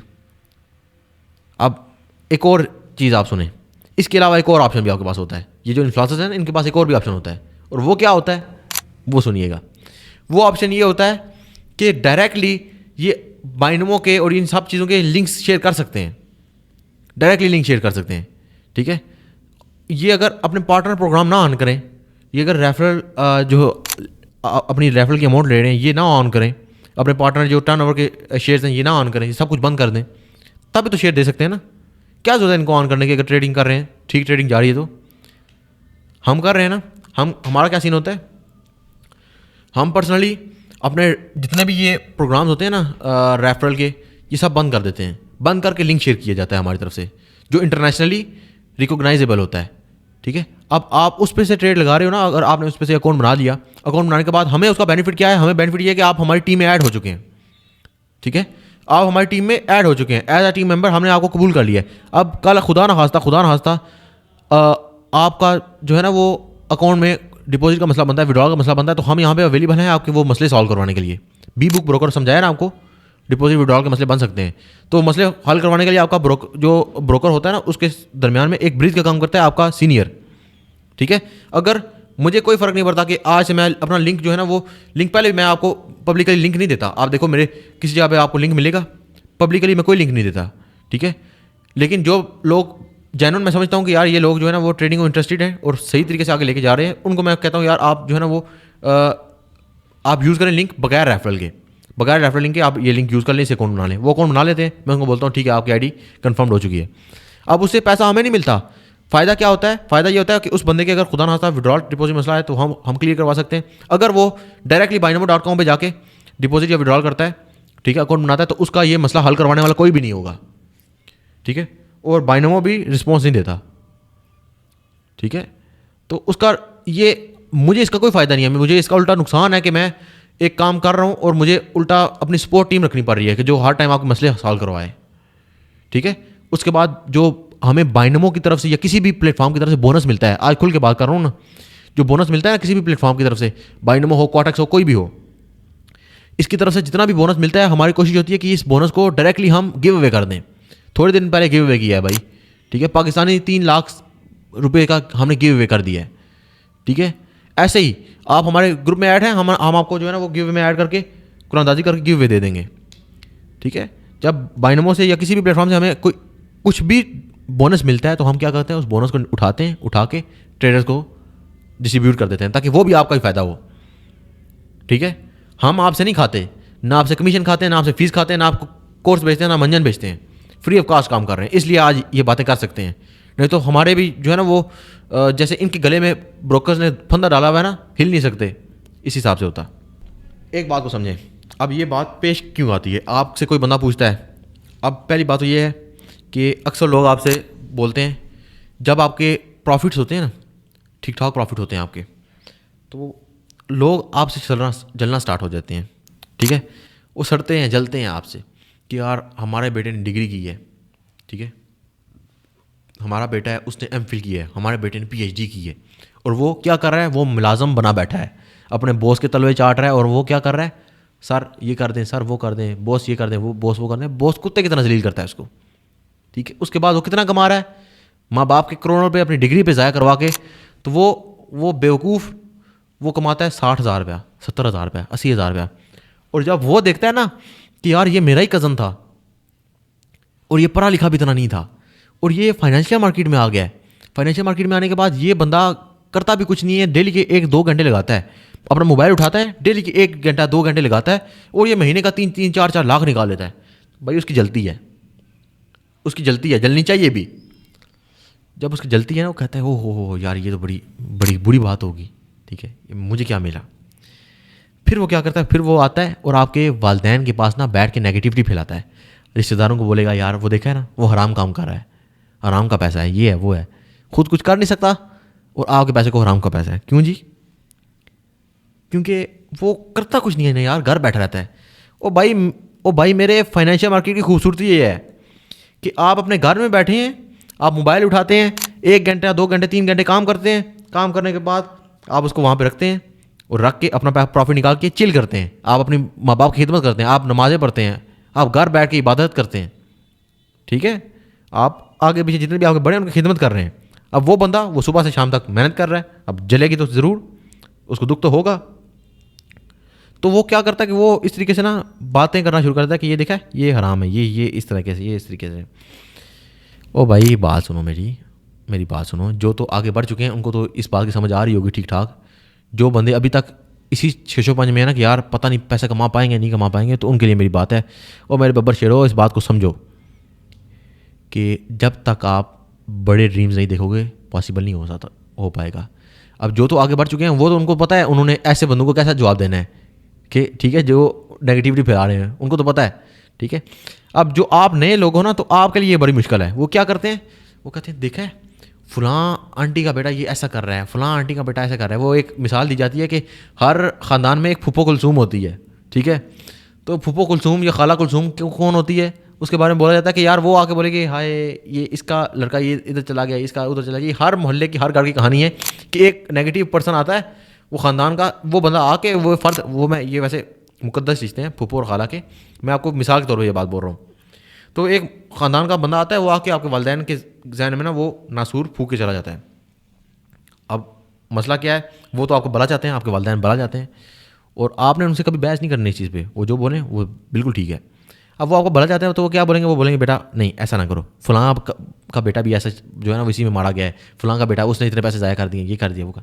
नहीं भाई, आपने उनको समझाना है, आपने उनको पॉजिटिव करना है, आपने उनको बोलना है कि अब्बा जान अम्मी जान छोटी सी बात को समझें, वैसे ये बॉलीवुड वाला हो गया, लेकिन छोटी सी बात को समझें कि कुरान में अल्लाह ताला ने बोला है कि पैसा कमाओ।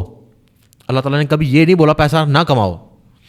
वो कुरान की बात करते हैं ना, तो मैं उन्हीं से सवाल करता हूँ कि भाईजान आप उनसे पूछिएगा कभी कि कुरान के अंदर एक आयत हमें निकाल के बता दें, या कोई आलिम साहब अगर मेरी बात सुने तो वो मुझे पर्सनल में आके लाजमी कोई एक आयत या कोई एक हदीस मुझे बताइएगा कि जिसमें हुक्म दिया गया हो कि ए लोगो तुम सदका लो, तुम ज़कात लो, फितराना लो। ऐसा कुछ भी नहीं है कुरान में हुक्म। मैं आपको दिखाता हूँ बाज़ जगह पे, बल्कि मुतअद्दिद जगह पे लिखा हुआ है वाक़ई वो सलात व आतो ज़कात, ज़कात दो, सलात कायम करो। ज़कात देने का हुक्म है, लेने का कहीं पे नहीं है। अगर है तो मुझे बताओ यार, क्यों? वो कुरान चाहता है आप कुछ कमाओ, आप देने वाले बनो, लेने वाले ना बनो। ऐसा ना हो कि यार आप जो है ना वो महीने के आखिरी तारीख है तो आप जो है ना वो किसी दोस्त को फ़ोन करो, हाँ भाई यार अभी पैसे दे दे यार, 15 तारीख को दे दूंगा, 5 तारीख को दे दूंगा, 8 तारीख को दे दूंगा। और मांगने वाले ना बनो। मेरे लिए पर्सनली मैं तो कभी ये चीज़ नहीं चाहूँगा कि मैं कभी किसी अपने दोस्त या किसी भी रिश्तेदार के सामने जाके बोलूँ कि अंकल जी या दोस्त जी या भाई कोई इस तरह का सीन, ये काइंडली मुझे इतने पैसे जो है ना उधार चाहिए तो ये आप मुझे दें, मैं खर्चे अपने जो है ना उतार लूँ, उसके बाद आके देता हूँ। मैं तो इस चीज़ को जो है ना वो अपने ऊपर हराम समझता हूँ। क्यों? मैं चाहता हूँ कि मैं सिर्फ मांगूँ तो अपने अल्लाह से मांगूँ, उसी के लिए तो काम कर रहा हूँ। और भाई हमारा आज सिर्फ अल्लाह के आगे उठता है तभी तो इबादत का मज़ा आता है। जब आपका ये हाथ हर बंदे के आगे उठेगा तो आपको इबादत का मज़ा नहीं आएगा, आपके अंदर से खुद ही ख़त्म हो जाएगी। वो जो इकबाल ने बोला था खुद ही को कार बुलंद इतना, तो वो खुद ही नहीं रहती, तो आप शाहीन नहीं रहेंगे। फिर आपके अंदर का शाहीन मर चुका है। अगर आप अपनी घिसी पिटी ज़िंदगी में खुश हैं, भाई मेरे लिए तो ये चीज़ हराम है कि मैं किसी से जाके पैसा मांगूँ। मैं तो अपनी मेहनत कर रहा हूँ, अल्लाह ताला ने हाथ दिए ना तो मेहनत कर रहा हूँ। अब आप देखें, मेरी आपसे एक सवाल है, आप किसी आलिम से पूछ लीजिएगा, अगर आपको इल्म है तो बेहतरीन। आप इस बात को समझें, अशरा मुबशरा कौन थे? अशरा मुबशरा 10 साहबी रसूल हैं, 10 जिनको आकाए दो जहां सल्लल्लाहु अलैहि वसल्लम ने, अच्छा मैं जब दुरूद पढ़ता हूँ तो आप भी साथ पढ़ लिया करें, सवाब आपको मिल जाएगा। हुजूर नबी करीम सल्लल्लाहु अलैहि वसल्लम ने उनको मुतवातर 10 बंदों को जन्नत की बिशारत दी, डायरेक्ट जन्नत का टिकट दिया कि तू भी जनती, तू भी जनती, तू भी जनती। ठीक है, हमारे लिए वो सिरों के ताज साहबी रसूल। और 10 अशरा मुबशरा में से जिनको हुजूर नबी करीम ने बिशारत दी जन्नत की, जन्नत का टिकट मिल गया, तो आप कभी थोड़ा सी जहमत करके ना अपने उलमा से पूछिएगा उनमें से गरीब कितने थे और अमीर कितने थे। मैं आपको बताता हूँ, उनमें से 6 साहबी रसूल बिलियनर्स थे, मिलियनर नहीं बिलियनर, अरबपति खरबपति उस टाइम के 6 साहबी रसूल 10 में से। तो क्या बना, 60% से अबव की आपकी जो है ना वो बन गई कि 60% से अबव मेंबर्स वो इस जो कंपेन में शामिल थे जिनको जन्नत की बिशारत मिली, वो बिलियनर्स थे, जो अरबपति थे, सोने के ताजर, बहुत बड़े बड़े ताजर। इसीलिए तो कुछ कर पाए ना। आज एक अल्लामा साहब एक आते हैं तो वो बोलते हैं अल्लाह से डरो, अल्लाह से डरो, पैसे मत कमाओ, माल मत इकट्ठा करो। और वही जब अल्लामा साहब बैठते हैं अपनी V8 में 13-14 करोड़ 15 करोड़ की जो है ना उनकी वो अपनी लक्सिस में बैठते हैं, बम प्रूफ में बैठ के वो चले जाते हैं। आपको पता चलता है कि जी वही अल्लामा साहब वो जो वो कहते हैं हमारा ताजर जो है ना वो इतना बेवकूफ़ है कि वो रमज़ान के अंदर जो है ना वो ये करता है, वो करता है, नाजायज़ मुनाफाखोरी करता है। और उन्हीं के ब्रांड पे आप चले जाएँ तो आपको पता चलता है कि वहाँ पे आपको एक आपने परफ्यूम लेनी है तो आपको जो है ना हज़ारों रुपये पे करने पड़ेंगे। भाई सुन्नत है ना, परफ्यूम तो सस्ती करो ना, नहीं करते। हाँ, कपड़ा पहना सुन्नत है ना, सस्ता करो। कितना पैसा लगता है कपड़े पे? जो ये आज आके आपको दीन का दर्स देते हैं टिकटॉक पे, उनके अपने ब्रांड पे जाके आपको देखें, आपको एक एक जैकेट वहाँ पे 1-1 लाख रुपए की मिलेगी। आपको दिमाग काम करता है? 1 लाख रुपए में उनको पड़ती होगी जैकेट। ओ मेरे भाई 99% प्रॉफिट। हाँ, अब समझ आई।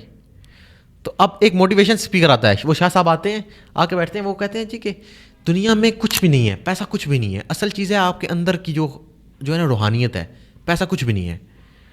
अच्छा, वही अल्लामा साहब, वही जो शाह साहब हैं, वही जो मोटिवेशनल स्पीकर हैं, उनसे जाके जब मैं मिलता हूँ ना, तो वो मुझे बोलते हैं कि यार आजकल ये यहाँ से बड़ा पैसा आता है, ये काम कर लेना चाहिए, ये काम कर लेना चाहिए। तो वो प्रमोशंस भी करते हैं, वो जो है ना पैसा भी खाते हैं, और टीवी चैनल से भी पैसा खाते हैं। और वो जो बंदा उनको बुला रहा है अल्लाह ताला की बात सुनने के लिए, वो बंदा उसको कितना पैसा देता है आपको पता है? वो आके बताते हैं कि ये देखें, पैसे की दुनिया में कोई हैसियत नहीं है। Money can't buy happiness. वो मनी कांट बाय हैप्पीनेस बताने का आपसे 2.5-3 लाख रुपया लेते हैं। इन सम केसेस वो 10-10 लाख तक भी लेते हैं। क्या बताते हैं? Money can't buy happiness. ये बताने का कि पैसा आपके लिए खुशियां बाय नहीं करता, तो वो आपको ये बताने का कितना लेते हैं? कम से कम 2 से 3 लाख, ज़्यादा से ज़्यादा वो तो फिर हद नहीं है, 8-10 लाख तो आराम से जाता है। और उनकी गाड़ी आप देखें तो मर्सिडीज़ में वो बैठते हैं जी, ठीक है। तो वो बताते हैं कामयाबी के असूल, कारोबार के असूल। वो अपनी किताबें बेचते हैं, वो भी अपने कोर्सेज बेचते हैं, उनकी वेबसाइट्स हैं, प्रमोशंस लेते हैं। पागल हम ही पीछे बचे हैं, अवाम पागल है, मैं और आप पागल हैं जो इनकी बात सुन रहे हैं। खुदा का खौफ चाहिए, खुदा का खौफ चाहिए। आप देखें कि एक मैं आपको एक साहबी रसूल की मिसाल देता हूँ। आप अपने उलमा से पूछिएगा, अपने वालिदैन से पूछिएगा, नाम याद रखिएगा, हज़रत अब्दुर्रहमान बिन औफ रज़ी अल्लाह ताला अन्हु। आप इनकी तारीख़ पढ़ें, आप इनकी तारीख़ पढ़ेंगे तो हज़रत अब्दुर्रहमान बिन औफ रज़ी अल्लाह ताला अन्हु के बारे में आपको पता चलेगा कि ये one of the biggest gold के ट्रेडर थे इन देयर रीजन, ठीक है। अपने रीजन के अंदर one of the biggest gold के ट्रेडर थे। इतना पैसा था इनका, इतना पैसा था कि ऊँटों पे तकसीम किया जाता था। और जब जहाँ पे ये ज़कात तकसीम किया करते थे ना, वहाँ की बस्तियाँ ज़कात लेने के काबिल नहीं रहती थी।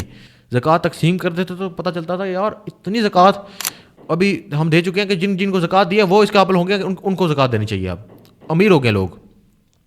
हज़रत आप देखें कि पहले जो मुजतहिद थे अहले सुन्नत के, अगर आप उनकी बात देखिए ना, तो वो हज़रत उमर बिन अब्दुल अजीज़ जो थे, उनके दौर के अंदर जब ज़कात तकसीम की गई ना, तो ये सीन था कि ज़कात देने वाले सब थे, लेने वाला कोई नहीं था उनके दौर में। ये सही रिवायतें मैं आपको बयान कर रहा हूँ। मुसलमानों पे एक वक्त वो भी आया कि उन्होंने बोला कि मुसलमानों को दो, ज़कात दे दी, ख़त्म हो गए, अब सब मुसलमानों को ज़कात मिल चुकी है, ठीक है। अभी कोई गरीब नहीं रहा। या अमीरुल मोमिनीन अब क्या करें? अच्छा जी, अब ऐसा करो, आप जाके आप जो है ना वो जो गैर मुस्लिम है उनको दे दिया। अब कौन रहता है? आप इनको दो। फिर जानवरों को उन्होंने दिया। फिर उन्होंने बोला कि जो पैसे बचते हैं ज़कात के, वो निकाल के आप परिंदों के लिए दाना खरीद के परिंदों को डाल दो। कि अब कोई इंसान हमारे पूरी रियासत में मौजूद नहीं है कि जिसको ज़कात दी जाए, जो गरीब हो। ये लोग थे वो जिनके दौर के अंदर इस्लाम ने तरक्कियाँ की हैं। आज के दौर में ये भी ना करना, ये भी ना करना, ये भी ना करना। तो भाई मेरा चैलेंज है ना, आप फिर दिखाओ कि कहाँ पे कुरान में अल्लाह ताला फरमा रहा है ऐ ईमान वालों ज़कात लो, सदकात लो, फितरात जो है ना फितराना लो। नहीं, अल्लाह कभी नहीं बोलेगा। अल्लाह ताला चाहता है कि आप देने वाले बने, लेने वाले ना बने। देने वाले का हाथ हमेशा ऊपर होता है। दुआ करो अपने आप से, वादा करो अल्लाह से। आप एक बात को समझें, मेरे अकीदे के मुताबिक, correct me if I am wrong, कोई बंदा अगर गरीब है यार, अल्लाह ताला की तरफ से गुर्बत है ना, तो एक बात याद रखो कि हुज़ूर नबी करीम ने जान के गुर्बत को पसंद किया था अपने लिए, ठीक है। आका अलैहिस्सलाम ने जान के बोला था कि मुझे फ़कीरी चाहिए, और हुज़ूर ने गुर्बत अपने लिए चूज़ की थी। हालांकि मैं समझता हूँ कि हमारी तो इतनी औकात नहीं है यार, हम तो उनके नालैन का सदका खा रहे हैं। तो उन्होंने अपने लिए जान के, और मेरी बड़ी हमदर्दी होती है ऐसे बंदे के साथ जो जेन्युइनली जो है ना वो अल्लाह ताला ने उसको कुछ आजमाइशें दी हों, और हमें कोशिश करनी चाहिए कि यार हम उनकी हेल्प करें, ताकि वो जो लोग इस टाइम गुर्बत की सतह से नीचे हैं, लकीर से नीचे हैं, उनके लिए कुछ हम जो है ना वो राहत का बाइस बन सकें। लेकिन ऐसे बंदे जो जान के गरीब रह रहे हैं, जो गरीब हैं, और वो फिर अल्लामा साहब के पास जाते हैं, अल्लामा साहब कहते हैं कोई नहीं, गरीब 500 साल पहले चला जाएगा जन्नत में, तो आप गरीब ही रहो, मेहनत करानी नहीं सिखा रहे आप अल्लामा साहब उनको। तो मैं कहता हूँ वो अल्लामा साहब और वो बंदा, वो दोनों जो है ना हराम काम कर रहे हैं। मेरे मुताबिक जानबूझ के गरीब रहना हराम है इस्लाम में, मेरे मुताबिक। कि आपको अल्लाह ताला ने हाथ पाँव दिए और आप मेहनत नहीं कर रहे, आप घर बैठे हो, अल्लाह ताला इसका भी सवाल करेगा कि यार मैंने आपको टाइम दिया, मैंने आपको हाथ पाँव दिए, आपको आंखें दी, आपको इतनी नेमतें दी, आपसे इतना नहीं हो सका कि आप घर से बाहर निकलो और तलाश करो रोज़ी में। अल्लाह क्या फरमाता है कुरान में कि मोमिनों जब नमाज पढ़ के फारिग हो जाओ तब निकल जाओ रिस्क की तलाश में, फैल जाओ रिस्क की तलाश में। तो फैलना रिस्क की तलाश में मतलब आपने मेहनत करनी है। अल्लाह ताला हुक्म दे रहा है कि फैल जाओ रिस्क की तलाश में, और आप बैठे हुए हो कि यार कोई मसीहा आएगा हमें देगा। ऐसा नहीं हो सकता यार, ऐसा ये नहीं, ये निज़ाम सही नहीं है। आका अलैहिस्सलाम की हदीस है, नबी रहमत शफ़ी महशर सल्लल्लाहु अलैहि वसल्लम की एक हदीस है, ठीक है। हदीस ये है कि गुर्बत इंसान को कुफ्र तक लेके जाती है। अगर आपको इसका जो है ना वो हवाला नहीं मिल रहा तो मुझे कॉन्टैक्ट कीजिएगा, मेरे पास तमाम हवाले मौजूद हैं जो बात कर रहा हूँ मैं, ज़ामिन उस बात का। हुज़ूर ने फरमाया कि गुर्बत इंसान को कुफ्र तक लेके जाती है। तो जानबूझ के गरीब रहना जो है ना, जो जानबूझ के बंदा गरीब रहता है वो कुफ्र तक चला जाता है। इसीलिए बोल रहा हूँ मेहनत कर लो अल्लाह के बंदो। आज हम बताते हैं, अब वो आपको एक मोटिवेशनल स्पीकर साहब बताते हैं या एक अल्लामा साहब बताते हैं कि नहीं आप अल्लाह से डरें और आप माल इकट्ठा ना करें, आप माल इकट्ठा ना करें, आप पैसा ना कमाएं, जितना ज़रूरत है उतना करें, उससे ज़्यादा ना करें। तो वो तो आपकी दुनिया और आखिरत दोनों पर बात कर रहे हैं। आपने 5 मिनट 10 मिनट का उनका क्लिप सुन लिया कि यार पैसा मत कमाओ, पैसा इकट्ठा ना करो, माल इकट्ठा ना करो। 5 या 10 मिनट का आपने क्लिप सुन लिया उनका, और आपके जहन में जो था कि आपने अपने वालिदैन को हज करवाना है वो ख्वाब चकनाचूर हो गए। आपके जहन में था आपने जो है ना वो अपनी बहनों को, अपने भाइयों को किसी अच्छे मुकाम पे लेके जाना है, आपने उनको कारोबार करवा के देना है, आपने अपनी बहनों को अच्छे से अच्छी चीज़ें जो है ना वो तोहफ़ा देना है, गिफ्ट देने हैं, आपने अपनी लाइफस्टाइल को बेहतर करना है, आपने मस्जिदें बनवानी है, आपने मदरसे बनाने हैं, आपने दीन का काम करना है। आप हाथ पे हाथ रख के बैठ गए हो, आपको इतनी हया नहीं आ रही कि अगर आज आप बैठ जाते हो कमाए बगैर तो दीन का काम किसने करना है? दुनिया पूरी में अब देखें, आप सऊदीया जाके देखें, वहाँ पे वो मांग रहे होते हैं पाकिस्तानी को जिधर वो देखते हैं वो जाके उनको जो है ना वो 1-2 रियाल 4 रियाल 5 रियाल 10 रियाल देते हैं, कहते हैं मांगने वाली होंगे। वो पूछे अंत पाकिस्तानी, वो ठीक है दो।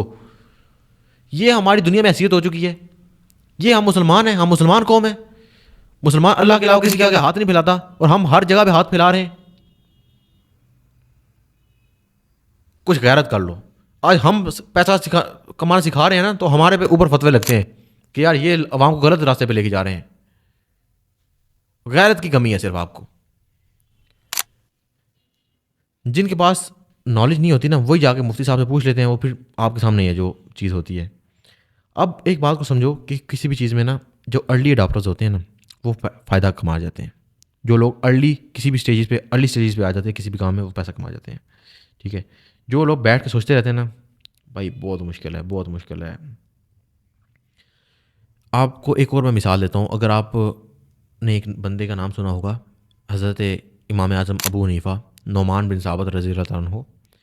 इमाम आज़म अबू हनीफ़ा एक बहुत बड़े फ़कीह आदमी, और जिनकी आज जो है ना वो मुजतहिद थे, उनके इज्तिहादात पे आज हम जो है ना वो नमाज के मसाइल और ये सारे मसाइल हमने सीखे हैं। आज भी फतवा दिया जाता है। हनफी मकतबा फ़िक्र बहुत बड़ा है, ठीक है, आप अपने उलमा से जाके पूछिएगा। इमाम आज़म अबू हनीफ़ा ने बहुत काम किया दीन के लिए, बहुत काम किया।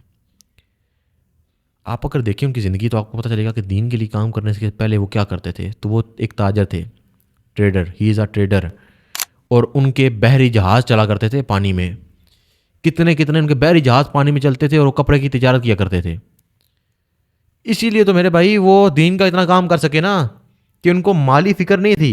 उनको ये नहीं था कि मैं आज अगर दीन का काम कर रहा हूँ, आज मैं तबलीग कर रहा हूँ, तो शाम को घर जाऊँगा तो घर बच्चे भूखे होंगे। उनको ये पता था मेरे पास करोड़ों अरबों रुपए की जायदाद और पैसा और माल दौलत सब कुछ है। और फिर उन्होंने मदरसे बनाए, और फिर उन्होंने जो है ना लोगों को दर्स देना शुरू किया। और आज उन्होंने इतनी जो है ना वो आज पूरी दुनिया में सबसे ज़्यादा फॉलोअर अगर देखा जाए तो फ़िका में, तो इमाम आज़म अबू हनीफ़ा का फॉलोअर सबसे ज़्यादा है फ़िका में, पूरे उम्मत मुस्लिमा में। बाकी मालिकी भी हैं, हम्बली भी हैं, हज़रत इमाम अहमद बिन हम्बल के भी मुक्तदी हैं, इमाम शाफ़ी के भी मुक्तदी हैं, लेकिन सबसे ज़्यादा जो मुक्तदी हैं इमाम आज़म अबू हनीफ़ा के हैं, ठीक है। आपका नाम नुमान बिन साबित था। पूरी दुनिया में ट्रेड कपड़े की इतनी ज़्यादा किया करते थे ना कि उनके बहरी जहाज़ चला करते थे कपड़े की ट्रेड के लिए। पैसा ठीक ठाक था, इसीलिए तो वो दीन का काम कर सके। आप दीन का काम क्यों नहीं कर पा रहे? वो अल्लामा साहब से जाकर पूछना, यार आप दीन का काम करना चाहता हूँ, लेकिन उसके लिए वो बताएंगे यार आप चलें स्टार्टिंग में तो ये कर लें, बाद में वो आपको बताएंगे यार आपको उसके लिए पैसे की ज़रूरत है, माइशत की ज़रूरत है। माइशत कैसे बेहतर होगी? काम करने से बेहतर होगी, जिस काम करने से वो रोक रहे हैं आपको। लिहाजा मैं आपको इसीलिए चीख चीख की बात समझा रहा हूँ रोज़े के अंदर कि यार सुधर जाओ, अल्लाह के बंदो सुधर जाओ, यही टाइम है। ठीक है, आपको मैंने फॉरेक्स ट्रेडिंग का बता दिया, इन सब चीज़ों का बता दिया। अब मैं आपको आगे बताता हूँ। ठीक है, अब आगे थोड़ी सी बात को समझिएगा कि अगर तो आपको लगता है ना कि ये हम जो ट्रेडिंग काम कर रहे हैं ये हराम है, तो फिर आप मेरे भाई जाएं और जितने भी मनी एक्सचेंजर हैं ना उनको जाके जो है ना पत्थर मारना स्टार्ट कर दें, क्योंकि वो भी नहीं होने चाहिए। फिर दुनिया चांद पे पहुंच गई और आप यहीं पे बैठे हुए हैं। आज मैं अगर आपको बोलूं कि हम जंग लड़ेंगे किसी मुल्क से, फॉर एग्जांपल जिहाद के नाम पे, वो आप मुफ्ती साहब से पूछिएगा, उनको पूछिएगा कि आज अगर हम बोलें कि हम जंग लड़ना चाहते हैं किसी मुल्क से, जिहाद करना चाहते हैं, तो क्या आज हम तीर से और खंजरों से और तलवारों से जिहाद कर सके हैं? अगर उस मुल्क के पास जदीद असले हों तो वो कहेंगे नहीं नहीं नहीं, ऐसा पॉसिबल नहीं हो सकता, आपको जदीद असला रखने की इजाज़त है। ठीक है, तो अगर जदीद असला रखने की इजाज़त है तो जदीद तर्ज अमल, तर्ज काम अपनाने की इजाज़त नहीं है हमें? उनसे पूछे ना, पूछे अल्लामा साहब बताएं, अगर जदीद असला हम रख सकते हैं तो जदीद काम नहीं कर सकते हम? आज चिट्ठियां आप भेजें ना, आज कॉल ना करें आप, फ़ोन तो ग्राम बेल ने ईजाद किया ना, टेलीफोन। उनको बोलें आप ये ना करें, आप तो सहाबा के दौर में जो है ना ख़त लिखे जाते थे, तो आप ख़त लिखें। आप अल्लामा साहब से पूछें जो बोलते हैं ना कि यार ये एक नई चीज़ है, अभी तक रेगुलेटेड नहीं है, उनको बोलें अल्लामा साहब आज के बाद आपको अगर मैंने देखा ना गाड़ी के ऊपर या मोटरसाइकिल के ऊपर, तो मैं आपको फिर जो है ना वो जब्त कर लूँगा आपसे। मैं कोई सख्त अल्फाज नहीं इस्तेमाल करता। तो बोलेंगे क्यों जी? आप बोलें हज़रत साहब आपके मुताबिक जदीद काम करना ज़रूर जो है ना वो सही नहीं है, पुराने काम करने चाहिए, या दिल मुतमिन नहीं होता। आप उनसे पूछिएगा हज़रत साहब तो क्या ख्याल है, वो ये जो है ना वो आइमा के दौर में थी ये मोटर बाइक्स और गाड़ियाँ, सहाबा के दौर में थे। कुरान में हज़रत उज़ैर अलैहिस्सलाम का वाक़या आता है, एक नबी थे बड़े जलील कदर नबी, उनका एक वाक़या आता है कि वो गधे पे सवार थे और वो गधे पे जाकर रुके और फिर उन्होंने गधा और अंगूर का शरबत और सब कुछ उन्होंने अल्लाह से दुआ की। वो पूरा एक वाक़या है कुरान का। आप अगर मेरी तो आपके लिए रिकमेंडेशन ये है कि आप कुरान की तफसीर लाजमी पूरी करें, एक बार लाजमी उसको पढ़ें कि अल्लाह ताला आपसे फरमा क्या रहा है कुरान में। आप अगर वो पढ़ें ना वाक़या, तो आपको पता चलेगा कि वो उसमें जो है ना वो उनके साथ एक गधा शामिल था, उज़ैर अलैहिस्सलाम नबी। ठीक है, तो अल्लाह ताला से उन्होंने पूछा था, दरियाफ़्त किया था, या अल्लाह तू मौत कैसे देता है, ज़िंदा कैसे करता है? तो अल्लाह ताला ने उनको एक मौत नुमा एक चीज़ से एक जो है ना वो समझ लें सुला दिया अल्लाह ताला ने उनको, और फिर जो है ना उनको दोबारा जान उनके जिस्म में डालना शुरू की, और इस तरीके से वो उन्होंने देखा फिर अल्लाह ताला कैसे मुर्दों में जान डालता है और ये सारी चीज़ें। तो उनके साथ कौन था? उनके साथ एक गधा था, गधे की सवारी किया करते थे। मेरे नबी आका दो जहान सल्लल्लाहु अलैहि वसल्लम ने अक्सर, ठीक है ना, सवारी की है। ठीक है, उस टाइम घोड़े खच्चर गधे हुआ करते थे। अच्छा, ये जानवर बुरे नहीं होते, याद रखेंगे, ये जानवर बुरे नहीं होते, हमारी सोच बुरी होती है। तो सहाबा तो उस चीज़ पे जो है ना इत्तेफाक किया करते थे। आप जो है ना वो आप यहूदियों के बनाए हुए आईसी चिप वाले फ़ोन यूज़ कर रहे हैं, और आप जो है ना वो यहूदियों की बनाई हुई जापानी गाड़ियाँ यूज़ कर रहे हैं। वो कहते हैं जापानी गाड़ी अच्छी होती है। ठीक है, क्यों जी? वो ज़रा अच्छी चीज़ इस्तेमाल करते हैं, मुसलमान सही नहीं इस्तेमाल करते। हाँ, क्यों नहीं इस्तेमाल करते? आप जैसे काली भेड़ें बीच में मौजूद हैं जो दीन की काम करते हैं लेकिन सही दीन नहीं बताते हमें। वो मुफ्ती साहब को आपने उतारें गाड़ी से, उनकी गाड़ी आप खुद यूज़ करें। आप बोले कि सर आप घोड़े पे और खच्चर पे जो है ना वो चला करें, आप ना इस्तेमाल किया करें गाड़ी। तो वो कहते हैं देखें जी ये जदीद दौर की ज़रूरत है। ठीक है, हाँ आप जदीद दौर की ज़रूरत है, आपकी गाड़ियाँ, आपकी मोटरसाइकिल्स, तो हमारी ज़रूरत नहीं है। जब नया नया इस स्पीकर आया था ना और इजाद स्पीकर की गई थी, तो आप देखें, आप किसी मुफ्ती से पूछ लीजिएगा स्पीकर की इजाद के बाद क्या हुआ था। तमाम उलमा ने स्पीकर का बाइकआउट किया था। ठीक है, अब स्पीकर का बाइकआउट क्यों किया? वो कहते हैं जी ये एक अलग आवाज़ है और इस आवाज़ को हम समझते नहीं है।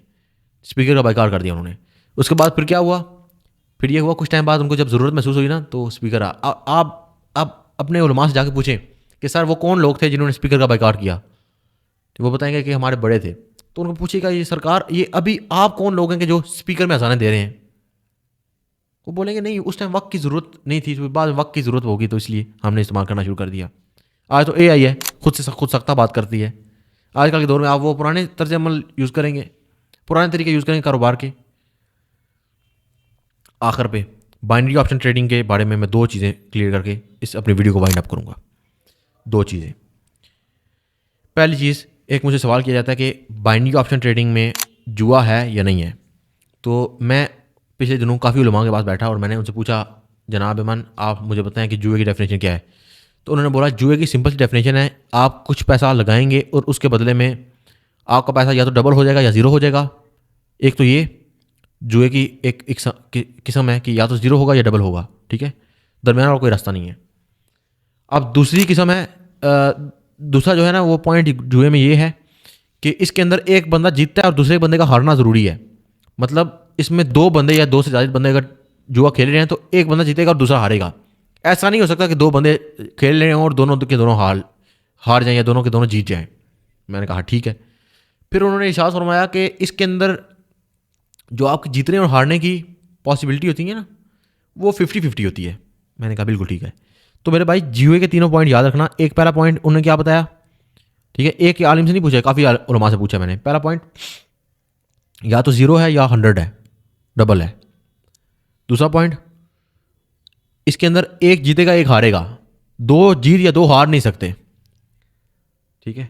तीसरा पॉइंट 50-50 की चांसेस हैं, 50 से 51 नहीं हो सकते। आपके हारने के चांस भी 50% है और जीतने का भी 50% है, 50 से 51% नहीं हो सकते कभी भी। मैंने बोला सर जुए की डेफिनेशन पे बाइंडिंग ऑप्शन ट्रेडिंग नहीं उतरती। उन्होंने बोला कैसे नहीं उतरती। मैंने बोला हुजूर सबसे पहली बात तो ये है कि इसके अंदर आपने जो पहला आपने नुक्ता रेज़ किया वो नुक्ता भी यहाँ पे पूरा नहीं होता, ठीक है। उन्होंने बोला जी कैसे। मैंने बोला यहाँ पे आपका कभी भी डबल नहीं होती अमाउंट। आपने 1000 रुपये की ट्रेड लगाई, कभी वो 2000 नहीं हुई, आज तक मेरी आंखों के सामने नहीं हुई। अगर किसी के सामने हुई तो आप बता दें। ज़ीरो के चांसेस होते हैं, लेकिन कभी ऐसा नहीं हुआ कि 2000 मिला हो। हमें कितना प्रॉफिट मिलता है, 70%, 72, 80, 82, 83, और वो भी बदलता रहता है। एक फिक्स प्रॉफिट नहीं होता, बदलता रहता है, ठीक है। और हाँ, हमें पहले से पता होता है कि इतना मिलेगा, एस्टिमेट भी पता होता है कि एस्टिमेट ये है प्रॉफिट का, लेकिन हमें फिक्स नहीं पता होता, ठीक है। क्योंकि वो ऐसा नहीं है कि अगर यूरो यूएसडी का अभी 80% है, कल भी इसी टाइम 80% ही होगा या कल शाम को 80% ही होगा, बदलता रहेगा, मार्केट कंडीशन के ऊपर डिपेंड करेगा। और ज़ीरो वाला तो भाई ज़ीरो नहीं होता, ज़ीरो होता है इसमें, और इसका 100% नहीं होता।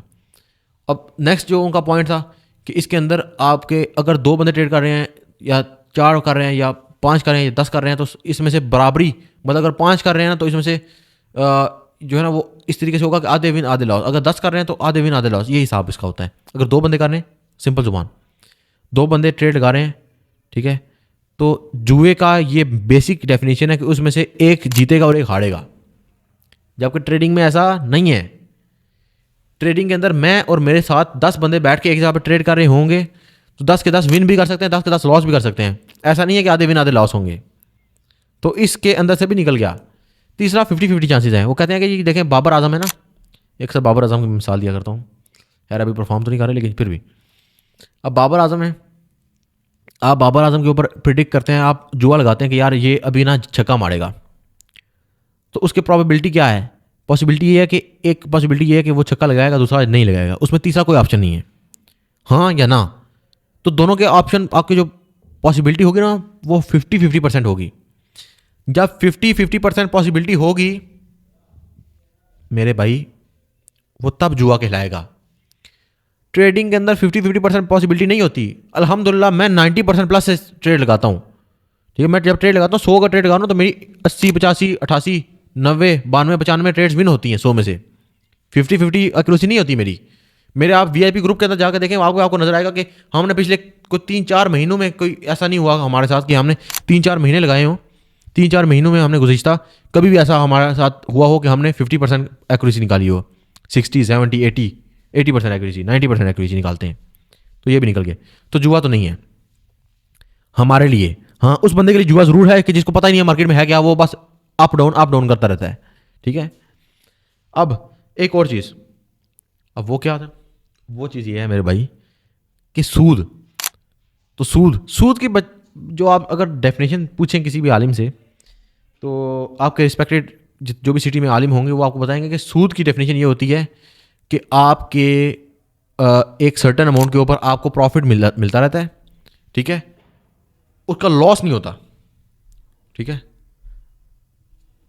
आपने फॉर एग्जांपल आपने मुझे अमाउंट दी, आपने बोला कि ये ₹1,00,000 ले लें, इसके बदले में मुझे हर महीने आप ₹1,00,000 के बदले आप मुझे जो है ना वो 10,000 की किस्त देंगे, और जब ये आपका लाख रुपये पूरा हो जाएगा तो आप मुझे उसके ऊपर भी 10,000 देंगे, तो इसको जुआ बोला जाएगा कि मैं आपसे कारोबार के लिए पैसे ले रहा हूँ, 1 लाख रुपए ले रहा हूँ कि मैं जो है ना वो खेती करूँगा।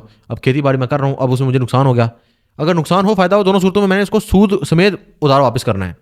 डैश कॉल रिबा, ठीक है, इसको सूद बोला जाता है, ठीक है।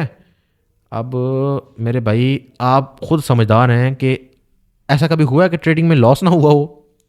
100 में से कुछ ट्रेड तो लॉस होती ही हैं, मेरी पर्सनली होती हैं, 8-10 तो 100 में से हो ही जाती है मेरी भी ट्रेड लॉस, ठीक है। और आप मेरी बात सुने, 10 में से 1-2 मेरी अक्सर लॉस हो जाती हैं। आप इस बात को समझें कि मेरे भाई अगर प्रॉफिट ही प्रॉफिट है तो सूद है, अगर उसमें लॉस है तो सूद नहीं है, तो इसमें तो लॉस है, प्रॉफिट नहीं है। मतलब ऐसा तो नहीं है 100% प्रॉफिट प्रॉफिट है, ऐसा तो नहीं है ना, प्रॉफिट और लॉस दोनों है। जब प्रॉफिट और लॉस दोनों है तो ये सूद की डेफिनेशन से भी निकल गया, ठीक है। अभी मैं 1 गो में इतनी लंबी वीडियो रिकॉर्ड कर चुका हूँ, तो मे भी हो सकता है इसके अंदर मुझसे कोई मिस्टेक हो गई हो। अगर कोई मिस्टेक हो गई है तो मुझे जो है ना वो मैं चीज़ के लिए माजरत करता हूँ। अगर कोई इस तरह की लफ्ज़ में से आगे पीछे हेरा फेरी होगी है तो मैं अल्लाह ताला से माफ़ी का तलबगार हूँ। बाकी मेरे मुताबिक ये वैलिड पॉइंट्स थे मेरे सारे, जो मैंने आपके साथ शेयर कर दिए। वीडियो मुझे पता है बहुत लंबी हो चुकी है, लेकिन ये इतनी लंबी करना बहुत ज़रूरी था, ये बहुत ज़्यादा ज़रूरी था। अब लास्ट पे अब आपके हाथ में है कि आप इसके अंदर ट्रेड करें ना करें, आप फॉरेक्स के अंदर ट्रेड करें, क्रिप्टो के अंदर करें, किसी में करें ना करें, ये आपके हाथ में है। लेकिन मेरी आपको सजेशन ये होगी कि आप अपनी रिसर्च ज़रूर करें, ठीक है। अगर आप बाइनरी ऑप्शन में आते हैं तो मंजन सेलर से, कोर सेलर से, रेफरल सेलर से बचें, ठीक है। ऐसे बंदे के पास जाएं कि जिसका आपको यकीन हो कि ये बंदा रेफरल से पैसे नहीं कमा रहा होगा, या कोई लिंक देगा वो रेफरल वाला नहीं होगा, ठीक है, आपको सिंपल लिंक दिया जाएगा। ऐसे बंदे के पास जाएं। और सिग्नल्स अगर किसी से लेते हैं, मेरा सिग्नल का रूल है, मेरा आप वीआईपी में जाके देखें तो आपको सिग्नल का रूल एक मिलेगा कि आपको वीआईपी के अंदर स्पेशल स्ट्रैटेजीज दी जाती हैं। अगर मेरा सिग्नल उस स्ट्रैटेजी के मुताबिक चल रहा है, आप एनालाइज कर रहे हैं मार्केट को, तो ठीक है, वरना आपका सिग्नल आप यूज़ नहीं करेंगे, ठीक है। मैं आपको प्रेडिक्शन दे रहा हूँ। आप अगर फॉरेक्स में ट्रेड कर रहे हैं तो आपको जो मैंने चीज़ें बताई उनका आपने ख्याल रखना है, आपने लेवरेज मार्जिन वगैरह और ये चीज़, इन चीज़ों को छोड़ देना है, ठीक है। क्रिप्टो में है, अगर क्रिप्टो में भी फ्यूचर ट्रेडिंग नहीं करनी, आप स्पॉट ट्रेडिंग कर सकते हैं, ठीक है। अब I think that's pretty much it for today for this video. अब इससे ज़्यादा मेरा नहीं ख्याल कि मैं समझा सकता हूँ या आप समझ सकते हैं। अब इसमें मैंने तमाम लोगों के वैलिड पॉइंट क्लियर किए हैं। मैं एक वीडियो प्लान कर रहा हूँ जिसके अंदर मैं इन सब लोगों को एक्सपोज करूँगा, जिनमें सबसे सर फहरिस्त वो लोग होंगे जो अपने बोट्स बेचते हैं। इसके अंदर आपका कोई भी अगर रिकमेंडेशन हुई, kindly do let me know in the comment box, और आप मुझे पर्सनल में कॉन्टैक्ट कर सकते हैं। मेरा व्हाट्सएप नंबर, मेरी टीम का व्हाट्सएप नंबर आपको हमारे डिस्क्रिप्शन बॉक्स से मिल जाएगा, आपको हमारे कमेंट से मिल जाएगा, पिन कमेंट्स में मिल जाएगा। आप मुझे कॉन्टैक्ट करें व्हाट्सएप पे, और आप मुझे बताएं कि आपके साथ अगर किसी ने भी स्कैम किया तो मैं उसको डायरेक्टली और इनडायरेक्टली जो है ना वो चेज़ करके पकड़वाने में इंशाल्लाह आपकी हेल्प करूँगा, और मैं पर्सनली कोशिश करूँगा कि आपकी ट्रेडिंग जर्नी को सक्सेसफुल बनाया जाए। दिस इज़ हैदर सेठी। मुझे, मेरी टीम को दुआ में याद रखिएगा, अपना अपने गिरदो नवा के लोगों का बहुत सारा ख्याल रखिएगा। साइनिंग ऑफ, अल्लाह हाफिज़।